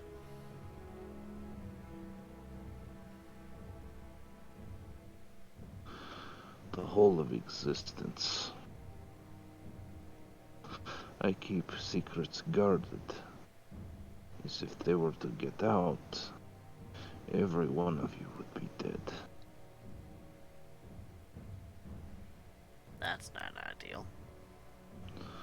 No, it is not. At least not ideal for me, anyway. No. But I must make the most of it. The only time it feels right is when I am drinking from your veins and seeing you squirm like a human in my arms.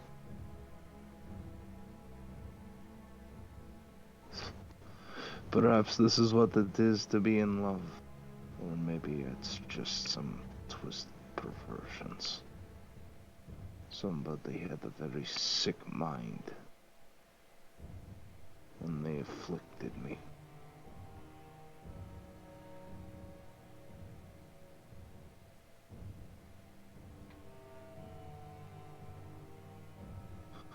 He starts to walk.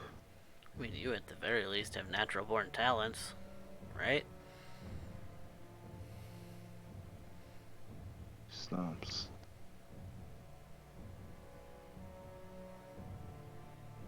How do you mean?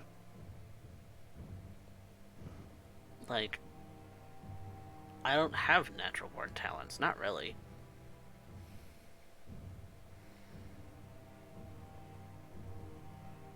I suppose. Not like Randy, not like anybody else. I have to be picky about my food in order to even try to do that.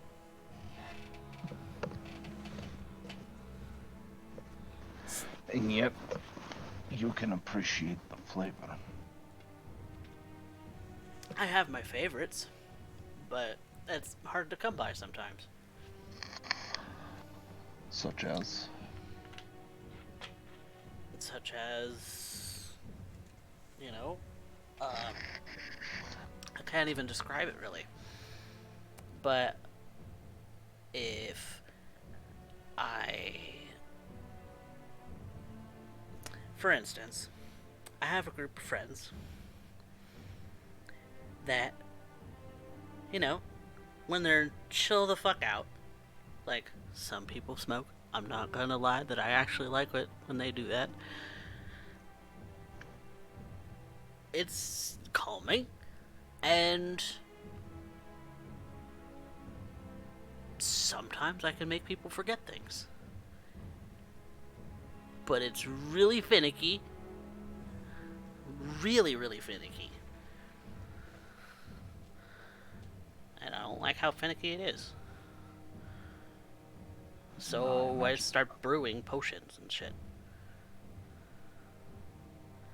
You know, I once knew of a kindred, and he would never be pleased unless he was piercing his victims with fang and phallus both. To each their own, I guess. If, for you, it is a preference of having a victim who is upon narcotics,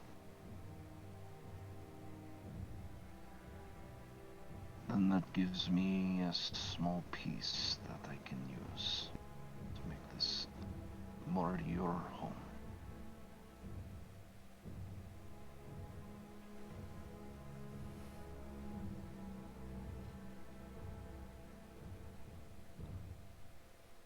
I mean, I just have that group of friends, but that's about it.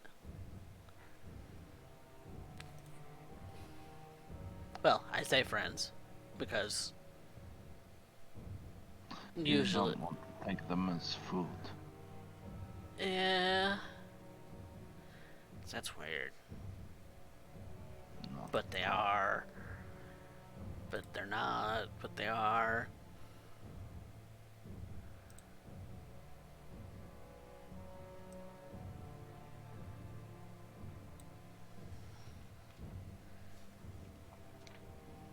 No.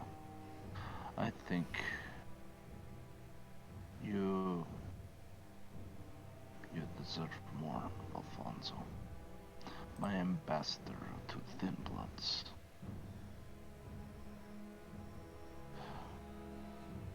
I mean, I don't know very many Thin Bloods. I know Fox. And I guess technically, I guess I don't really know what a Thin Blood is, but I definitely know that they are very human-like. Yes. Like, have a Yes. pulse and can eat food and everything.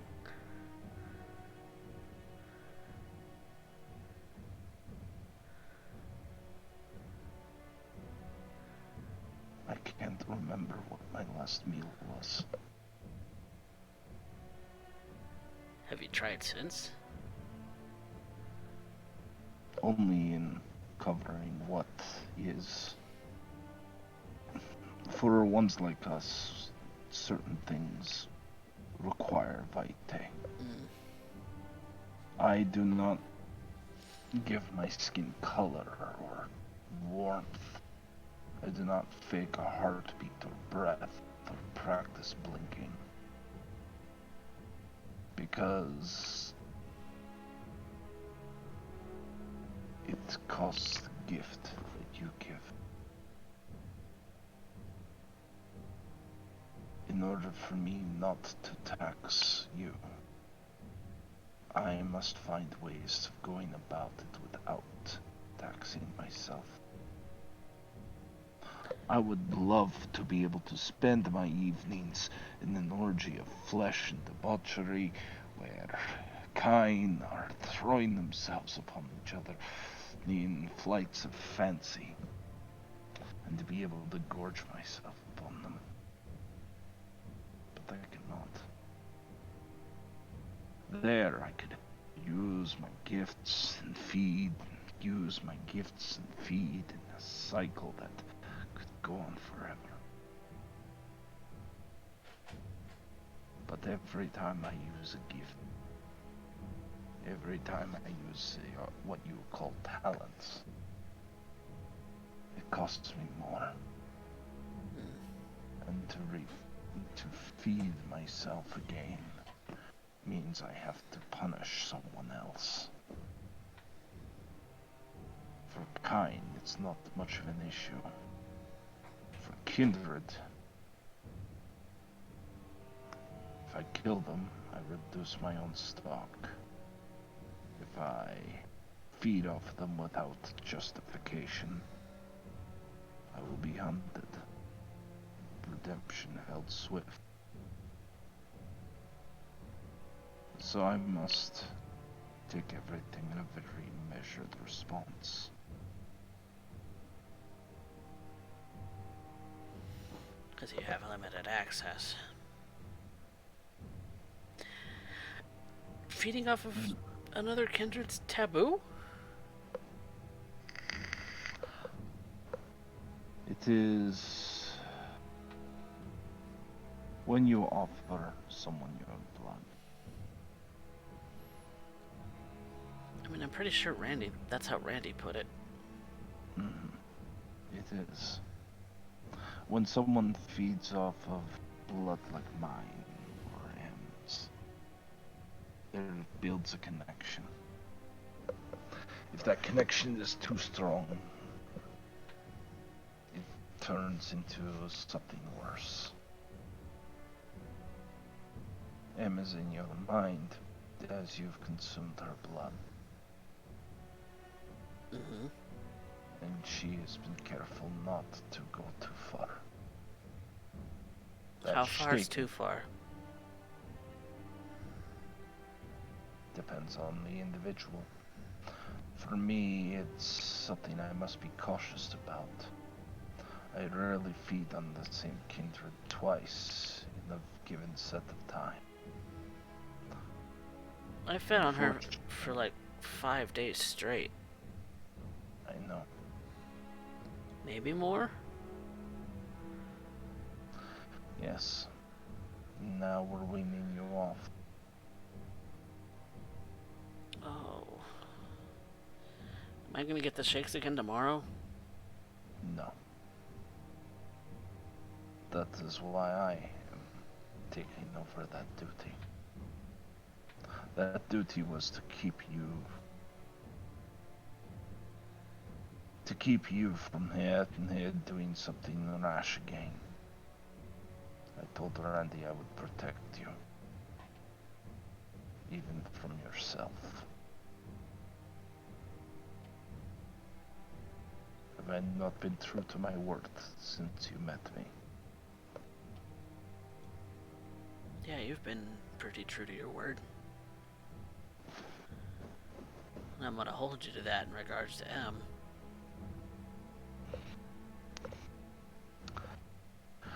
The difference is with your blood being so thin. I could drink it every day and not worry about that same effect. My judgment remains my own.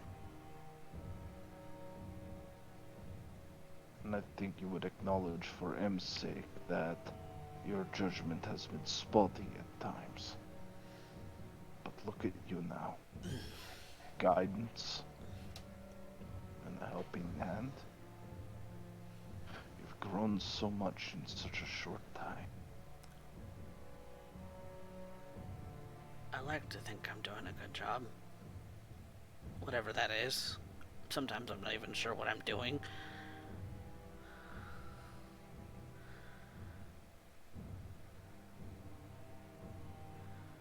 I think that's most kindred. In the most private of moments. And it's horrifying to know that there's a bunch of monsters out there. Not sure they know what they're doing.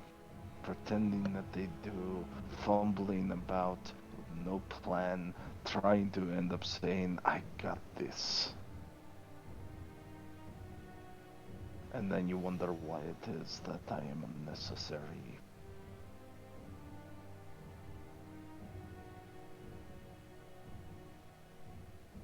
And it's about that time that you hear a knock on the door. He kind of raises a hand to Alfonso to stop him from sitting up. I think this time I will get that one. He walks over to the door and checks through the window, pulling the curtain back a little bit. And the person that you see is a familiar one.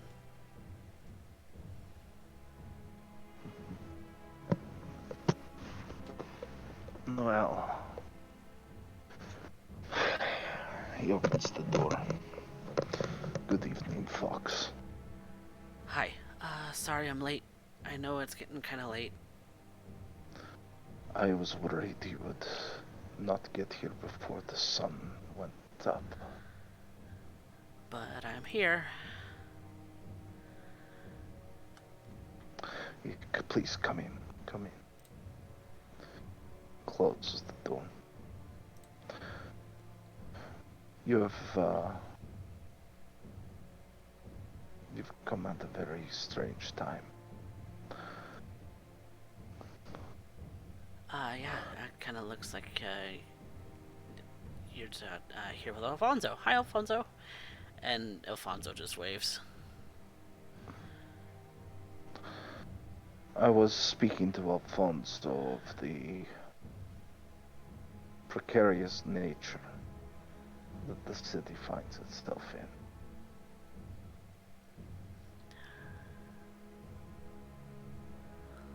I know. Cool. Right? Question mark. I wouldn't even know much about that. This is why I am discussing it with you. What kind of precarious nature are we talking about? Is it something I should know? I think it's something you're already aware, if not partial to. The idea that individuals are running around with no idea what they're doing, trying to pretend that they know, trying to end up covering up all these little mistakes without realizing the bigger picture, how much it puts us all at risk. And well,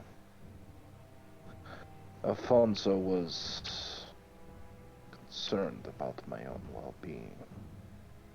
I was expressing to him the precarious nature of my own existence.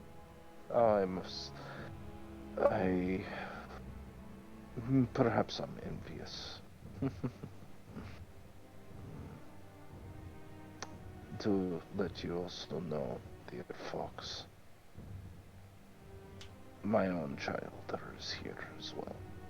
He is requiring a moment. Oh, okay. Carlos, right? That is correct.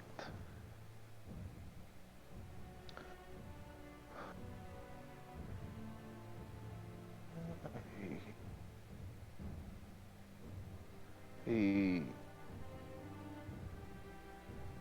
slowly puts himself down into a seat on the table. He is moving so slow.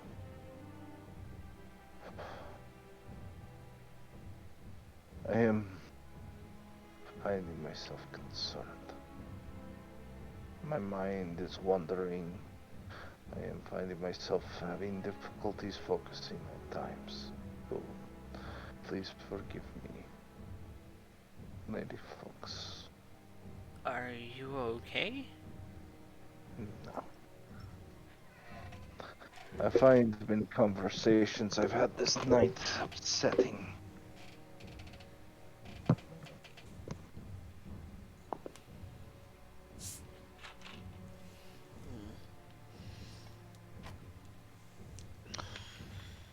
Carl or Alfonso was earlier discussing about payment for staying.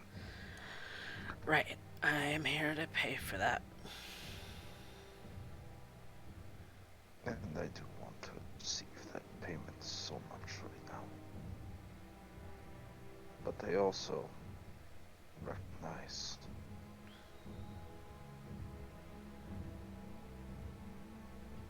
you have come here of your own volition.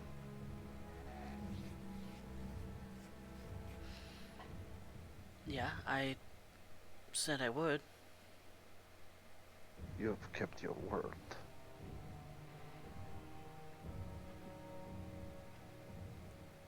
Yeah, because best thing I can do, because if I don't keep my word, then, people hate me. Or will hate me. I mean, that's what Gabriel says. Yes. They hate you because your blood is thin. And I don't want to add more reason to that, so...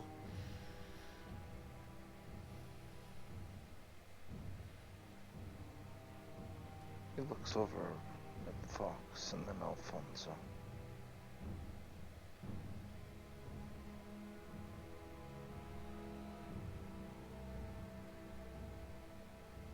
Looking back at Fox, then, after a moment of lingering, you're afraid of what I'll do. Who wouldn't be?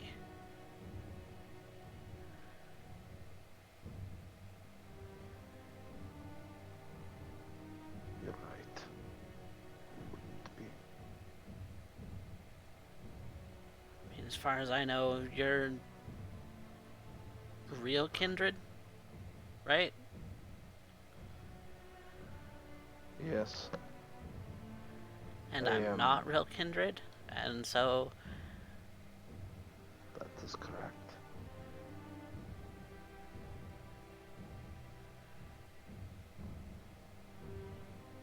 real kindred don't like not real kindred.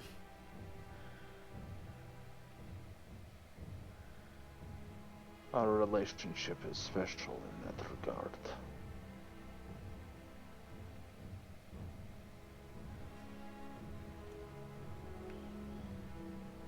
So you're different?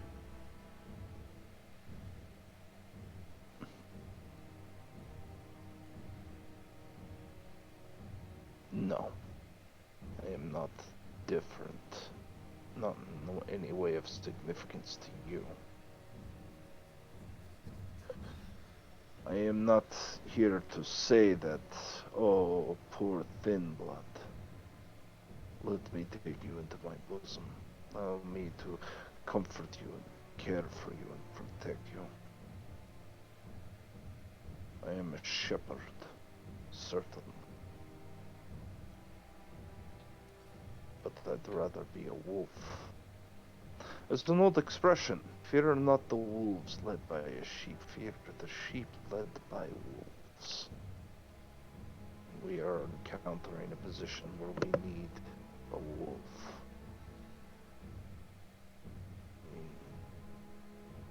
Gestures for Fox to come over to him. Come And closer, child. apprehensively they do.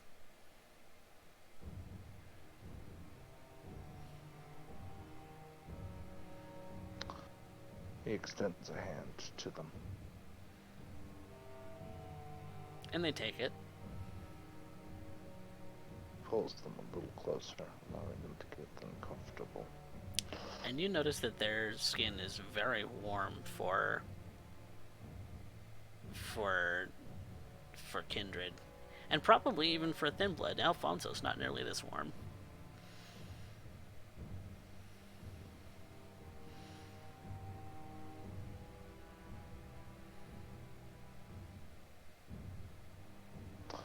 He has both of his fangs pop out. And he pulls Fox closer.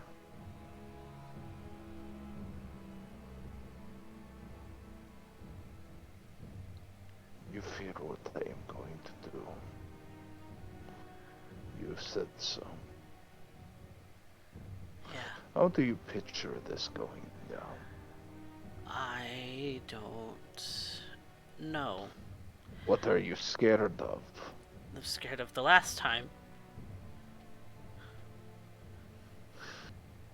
What? That might bite. Or maybe this time it will begin with a rip. Or maybe you just are scared that you don't ever want it to stop.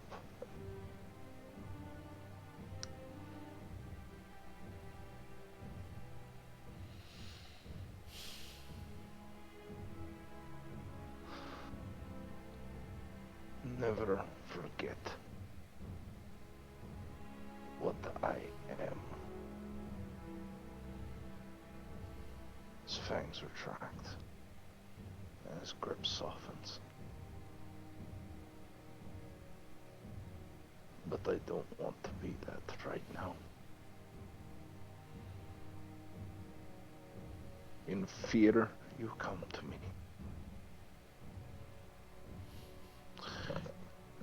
In need, you come to me. And everything in me says to take what has been offered, to take what's mine.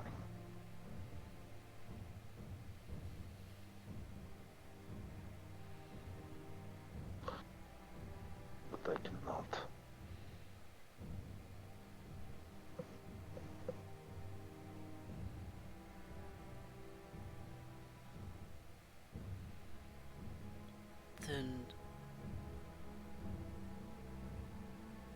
Then what?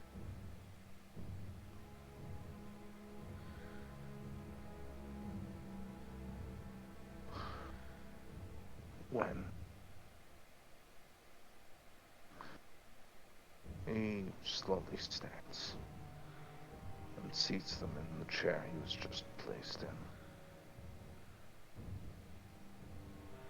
It's very gentle though. And he places himself down on one knee. I imagine this means even though he's kneeling there, he still has to look up to this individual in the chair. This Fox. I am trying so hard to find another way. But it is not fear I want from you. I'm kind of afraid of all true kindred, I guess. I know. You have every right to be.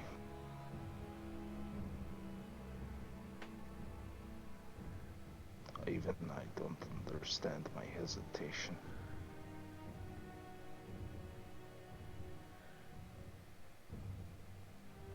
I mean, there's not a lot of thin bloods in this city. They don't like us here. They hunt us down. Why are you different? Not. I am not.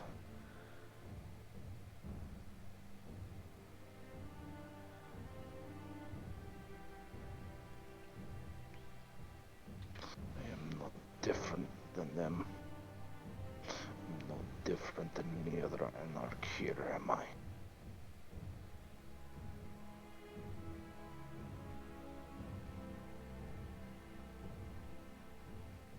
I guess not. I don't know you well enough.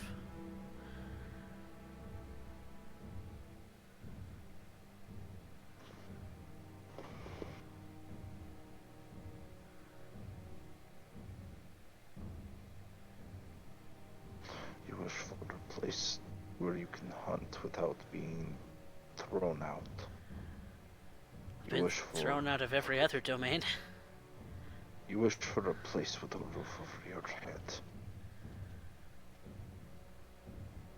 You wish for some small measure of security. Yeah. And I realize that probably comes with a job. So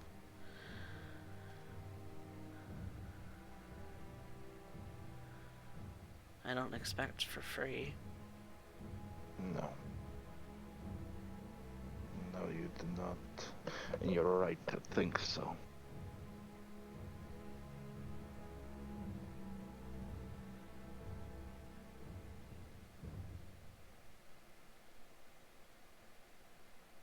What I am taking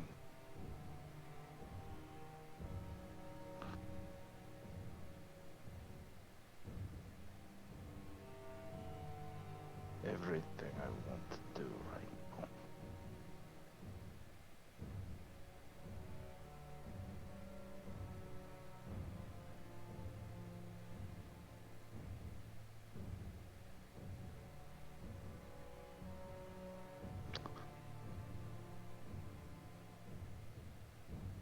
Fox,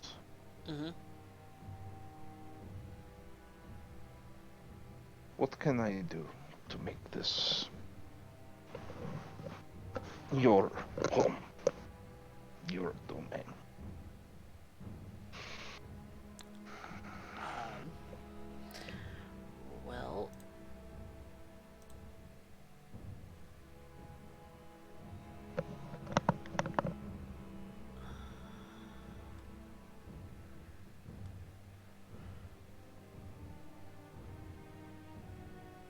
I've been kind of jumping around a lot.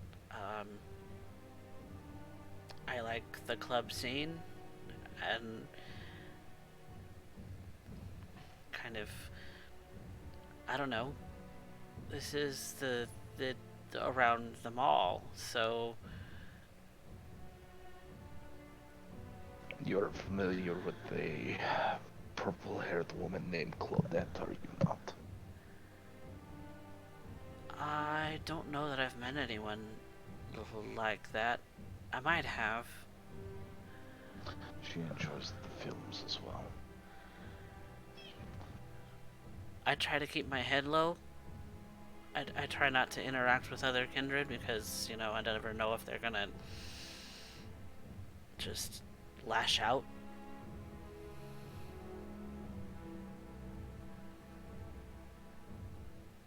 How have you fed this night? I have to presume you did. In preparation for what was to come. I did, and I had my fill. I'm good. How? How? How did you feed? I went to the club. The Is one, the kind still alive? yes. Did anyone see you? No, This is not a point where you should be lying to me, Fox. I'm not. I took them into a place that's really secluded. I'm usually pretty good about that. I kind of used what gifts I'm kind of blessed with. I'm kind of good looking in that regard, so You are.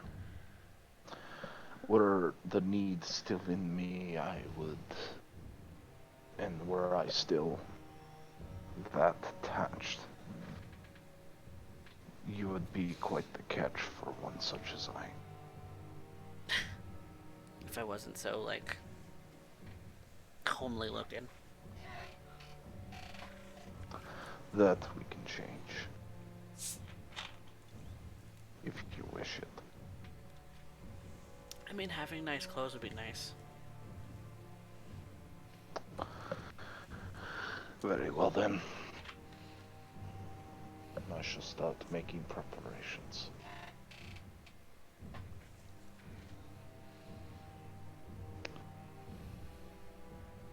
You fear me. Yet the first step you take must be done without reservation, without hesitation, and without regret. I can offer you what you wish, but it is a devil's bargain. Make no mistake about that. It's better than being desperate. Do you find yourself calmer now? Yeah.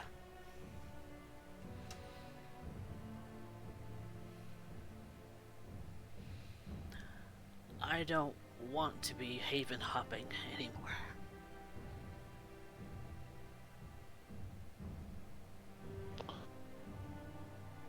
I shall continue then. I will teach you, as I have taught Alfonso and as I teach Carlos, as I have taught M, and the Wolf, and Amber, and many others before you. But it comes with the devil's bargain, which you must be willing.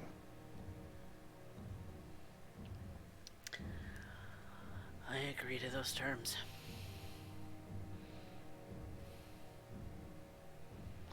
Do I have any doubts in this sincerity?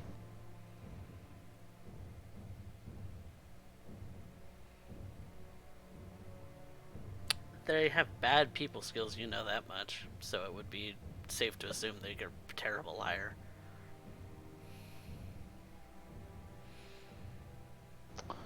Then I will do as I am doing for Alfonso.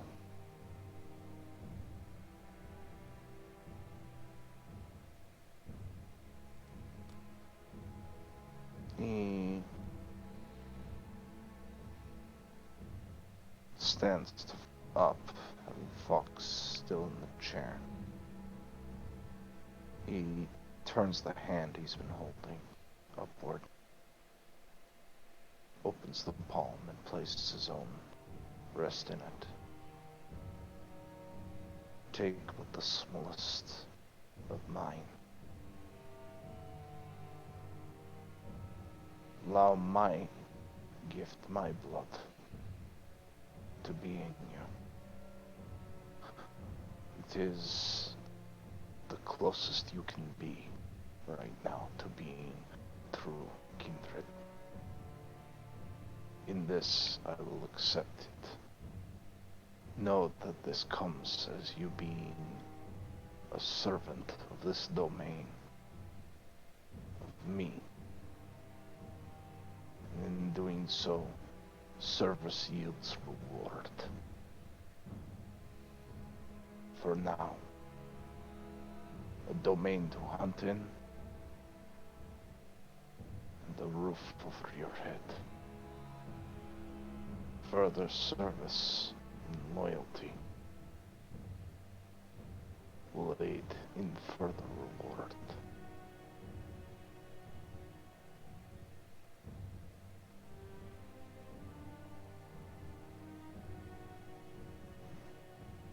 Show me no hesitation. And you're presenting your wrist as if you want them to take a small sip from you. Okay. And so, without hesitation, as you have asked, their fangs pop out, and it sinks into the vein.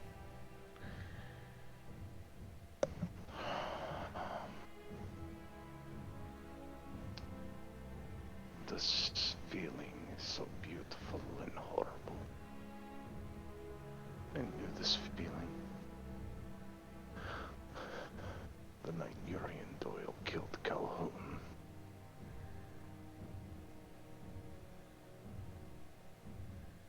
Feels very similar.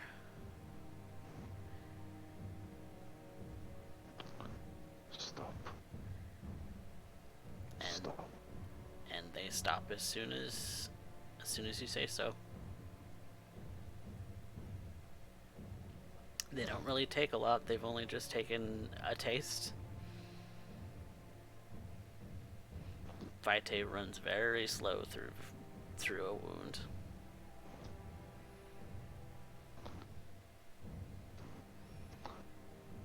Lick the wound and seal it proper. And they do so.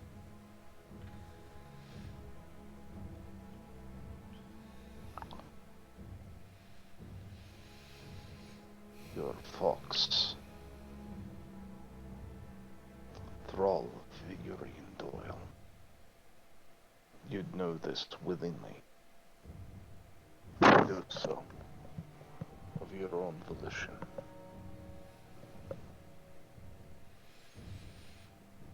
That I do.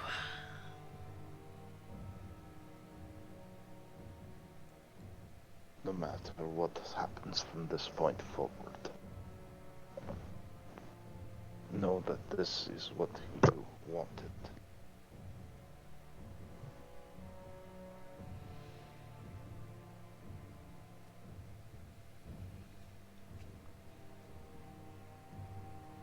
Yep. He looks to Alfonso. Alfonso, Mm. Would you join Carlos, please? Allow me a moment with Fox alone. Yeah. And he gets up and goes to the kitchen where Carlos still is, and the door that separates it does close.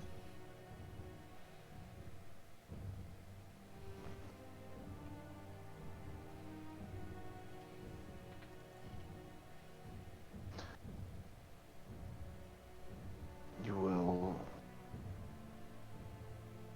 for the next 3 nights, come here to offer yourself.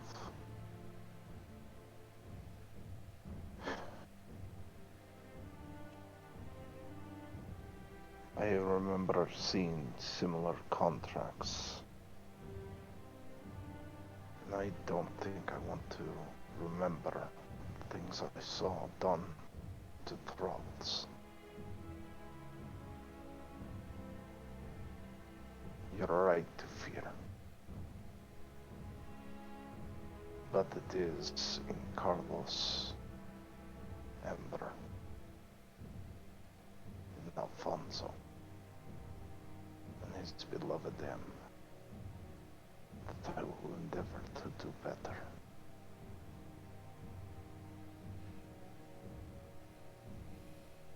I will not turn you into what I've seen.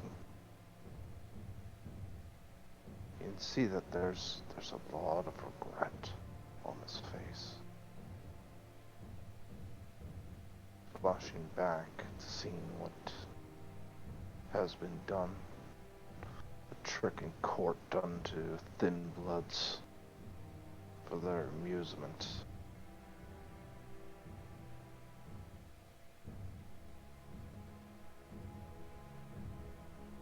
When you are ready, I will feed from you.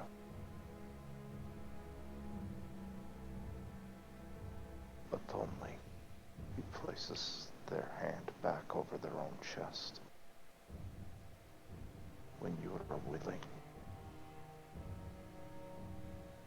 I do not wish to see fear in your eyes.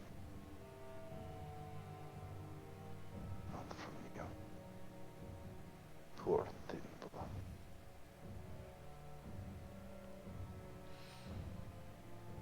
Alfonso speaks very highly of you.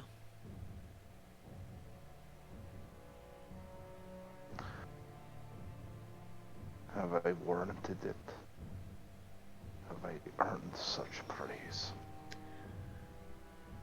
I think so.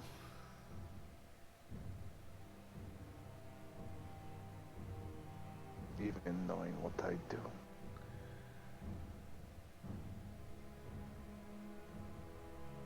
Let me speak plain.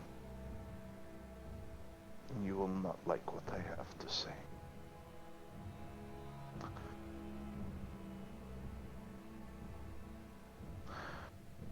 They will view you as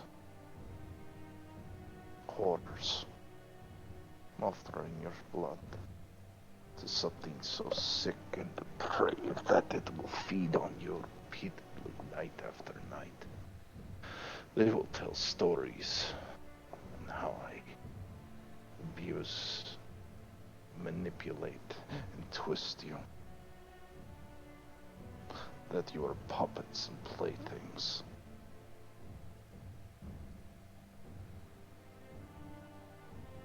Maybe they're right. When this is all over, I could do whatever I wish to you. The only thing you would tell me is thank you. It is a precarious line I cross this night. But I have to try and temper it with a sense of justice, with a sense of maintaining some degree of dignity. I will teach you these things in time. Now,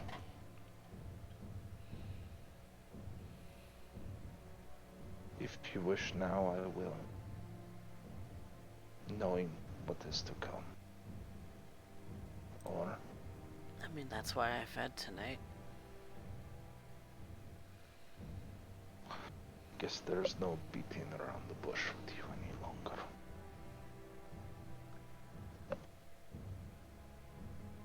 Oftentimes I simply take. I will offer you. How? Perhaps simple kiss of the wrist. Perhaps the embrace of a lover, taking upon your neck. Maybe a shoulder.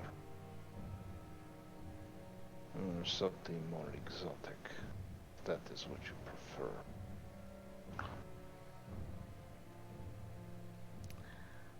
I'm Just giving from you the a choice. wrist is fine.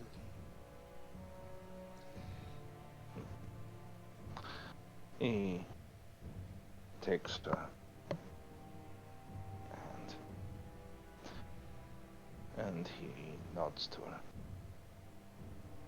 Hand over the wrist, pulling back sleeve, and he brings his fangs to pierce flesh, to draw and feel the warmth of this. It's so close to human.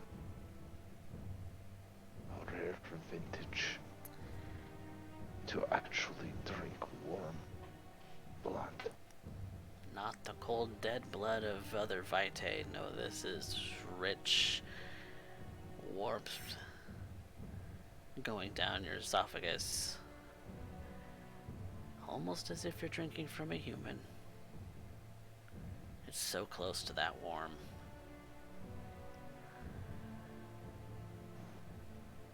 It's lifelike. I think this is my favorite vintage yet. I'm not overly hungry, but for that one moment where I drink, everything goes away. It's just me and this thin blood. This rare vintage. This warm and sweet. Like warm espresso. Versus the iced tea that you usually drink.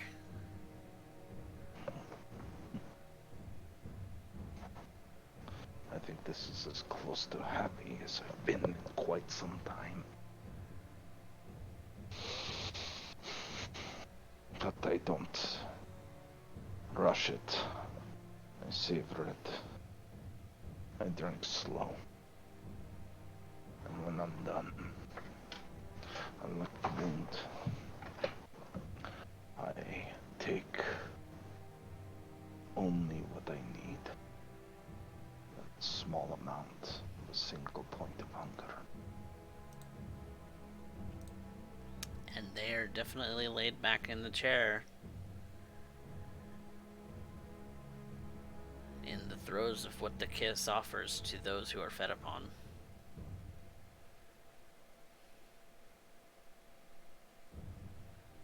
Tongue going over a wound, sealing it.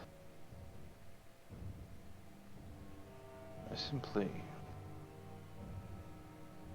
hold Fox, a precious gift. Now the moment to settle, feel that warmth along with my cold hands. To let them climatize to this new existence.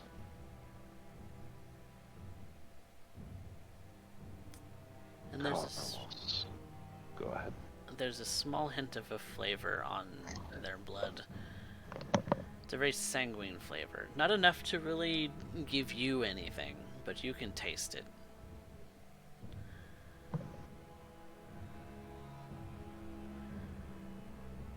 They definitely seem to have fed upon someone in a very sanguine nature themselves.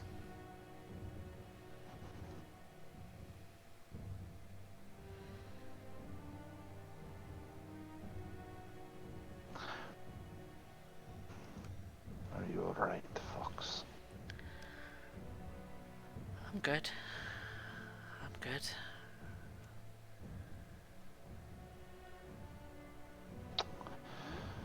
One could consider what we just did the kindred version of intimacy.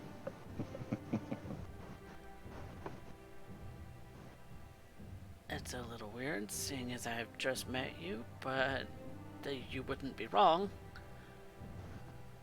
That's kind of what it feels like. Yes. You'll come to know it well. You will come to want it more.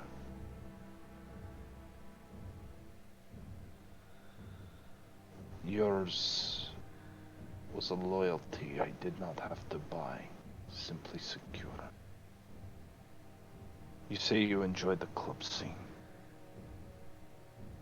Yeah, it's pretty easy to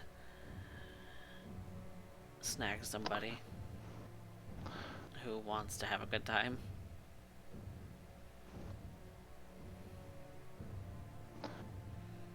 And you will be my good time.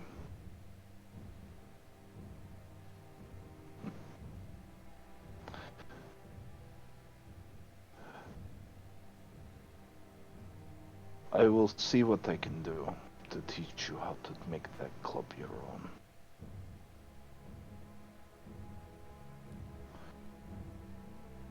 I Teach never you the thought of it like skills. that. What? You do not think you are worthy of having your own club?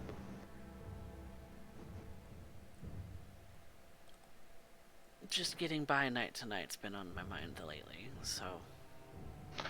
You get by night to night, you will only get night to night.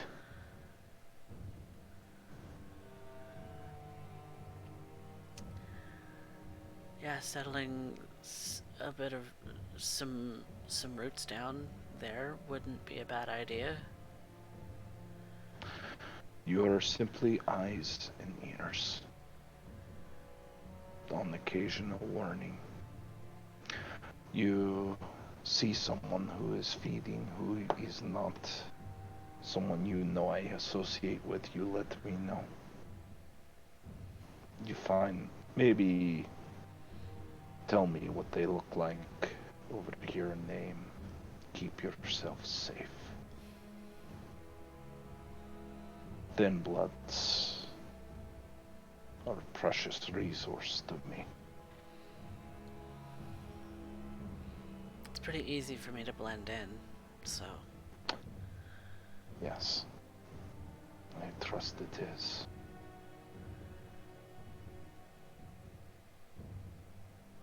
Kinda helps that I don't feel nearly as cold as you do. I'm truly dead. You only have one foot in the grave.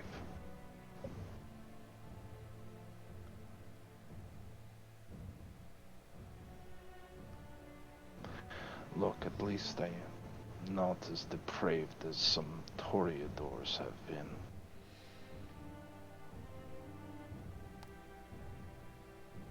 I've bounced around a little bit. I kind of know what a couple of people are like. Not many, but a couple. And they haven't been nice so far, so... Well,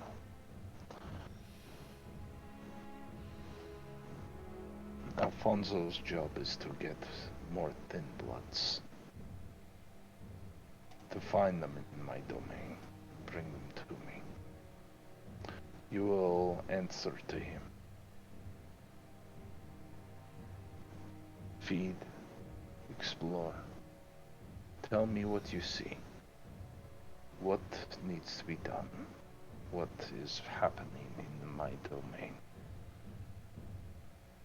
I can do that.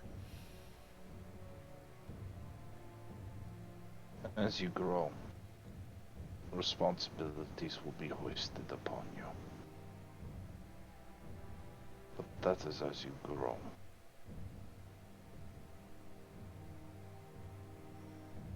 One way or another, you will be serving this domain. If you do not prove to be a useful asset with your mind as well as your looks, then I will simply have you standing on the corner ready to feed from every John, Dick, and Harry as they turn you out. And you can enjoy that on your back. Or you can be far more. That, my dear fox, is on you. I won't let you down.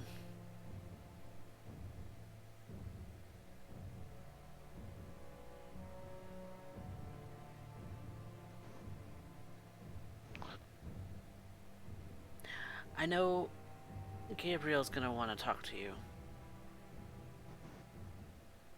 If you're looking for more Thin Bloods.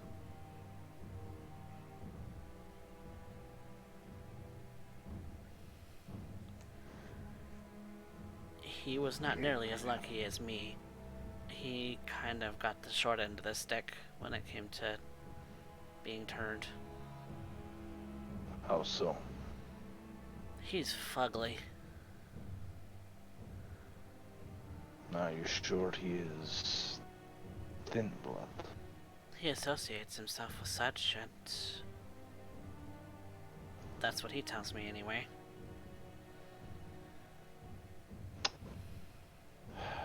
This is why I am so taxed.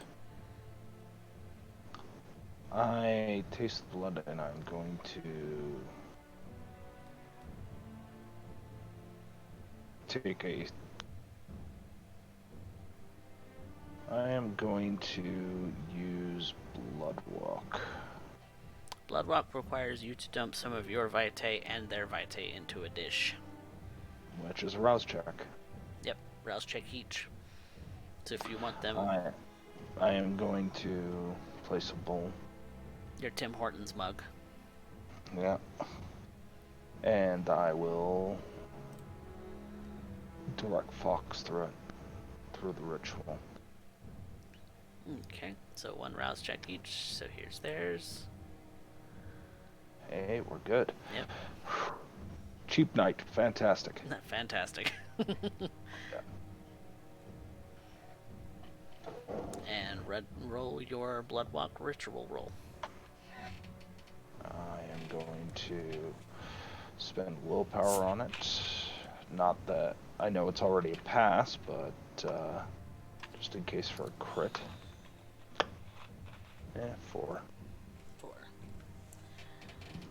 So what is Fox's exact generation, They're... sire, and...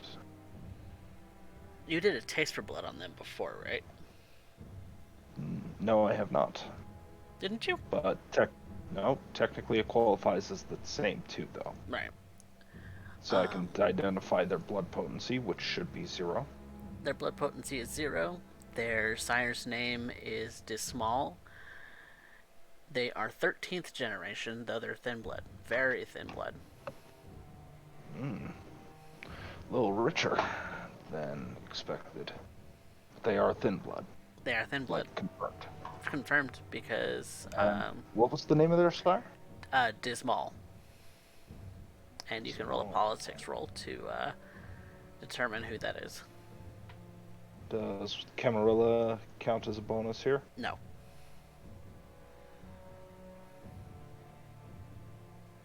Wow. Wow, that's a direct dice roll. Are you spending willpower on it? 2. 2. Can I get a reroll, please? Like, Jesus, I cannot roll average to save my life tonight. Wow. You know Nosferatu. It's really about all you know. Doesn't typically spend a lot of time in your circles. Certainly not. Ran into him. This mall. And you said this other thin blood was named Gabriel Suarez. Gabriel. Your brother. No. He's from Houston. Houston. So far as he tells it anyway. I will attempt to meet with this individual. I express Fox's sire's name and explain their position as far as 13th, a very rare style of thin blood. Perhaps something went wrong with their embrace. And Fox pipes up. I kind of assumed that since I was abandoned. I just woke up like this. You are not abandoned anymore, Fox. I wasn't what they were expecting, I guess. No. Perhaps they left you out of vanity. Here, Nosferatu blood. For something so beautiful. I don't know what they could have ever wanted with me. I'm nobody. Perhaps they wished to take away your beauty. And instead, etched it in marble. I could not think of something more poetic. Shows them, huh? Yes.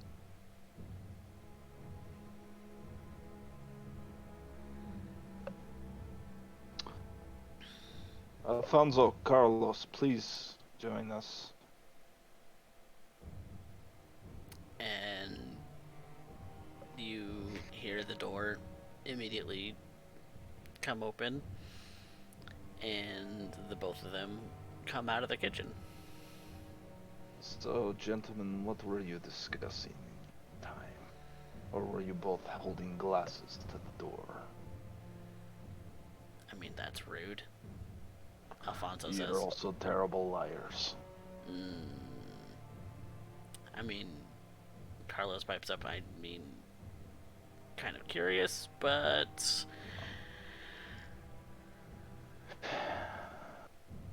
are you disappointed that we weren't listening in? Yes, highly. Oh, keep that in mind next time.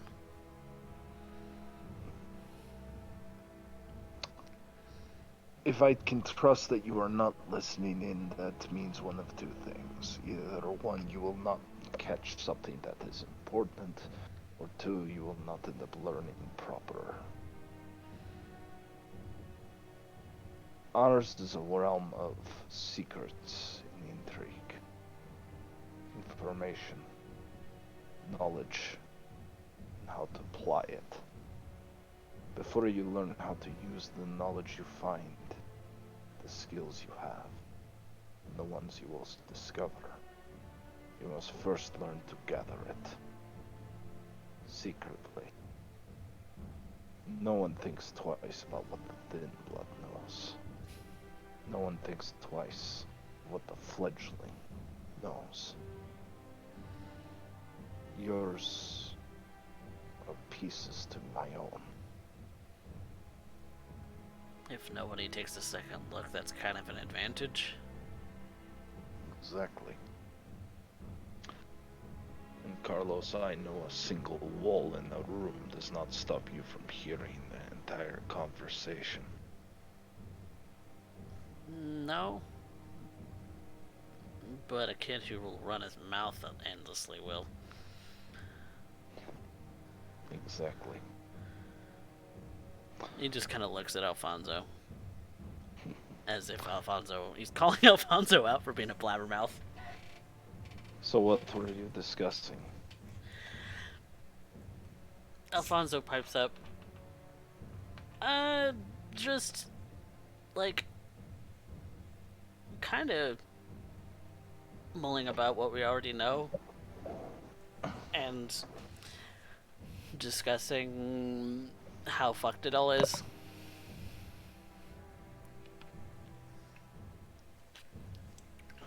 Carlos, you're lucky. You have a group of your own peers right here.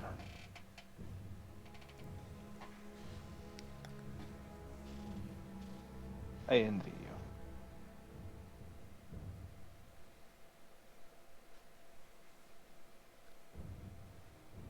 Thanks. It's alright.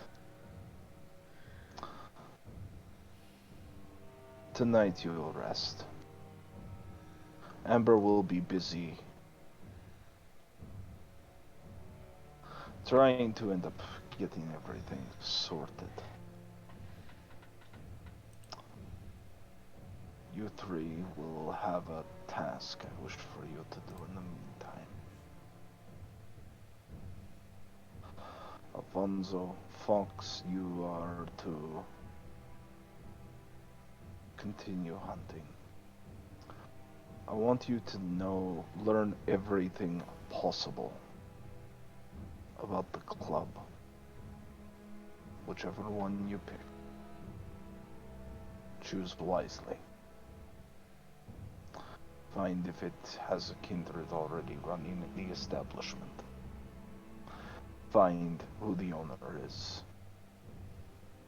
How do they produce their income? How is it that their establishment is raised? What kind of security they have? There's not much. But tonight you start to grow. No more hiding in dark cellars fearing somebody may find you. Nowhere running in subway tunnels trying to hide what you are. Or burying yourself in ditches and loose dirt. Or hiding in abandoned homes hoping that no squatters find your still resting corpse. No more fearing who it is that's looking at you when you hunt, or whose turf you have accidentally crawled upon. That ends tonight.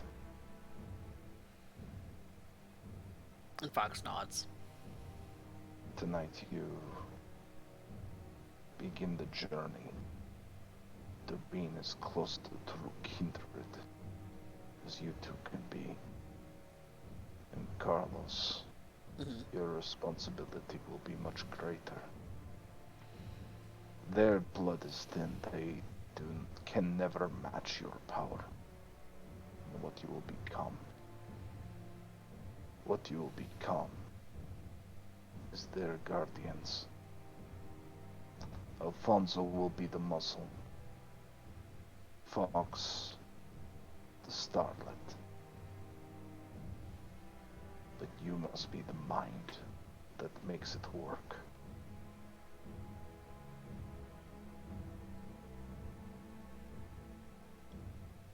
I can do that.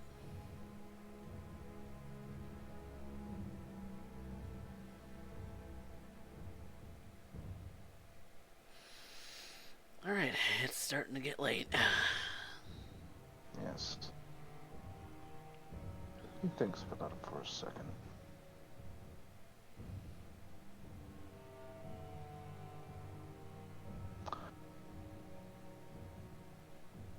You'll find a solution to this situation.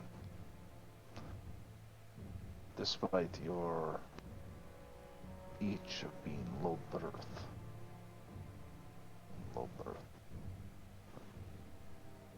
I will pass to you a coterie name, one I was very fond of. I recognize you three as a coterie. having each other's backs to an end. You will end up serving under me, as I and my coterie serve as the hosts serve under Delgado. You shall be his low birth solution. Low birth solution.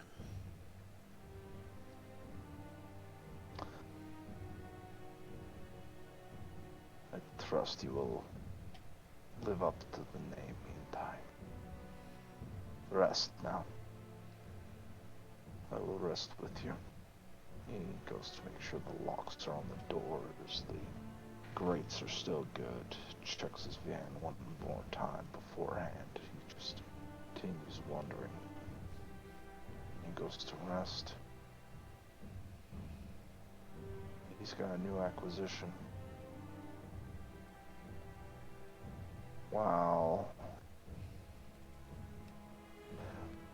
While Amber is working on the others, Urian's going to start building something more. Maybe he had it wrong. Sometimes the old methods really are the best.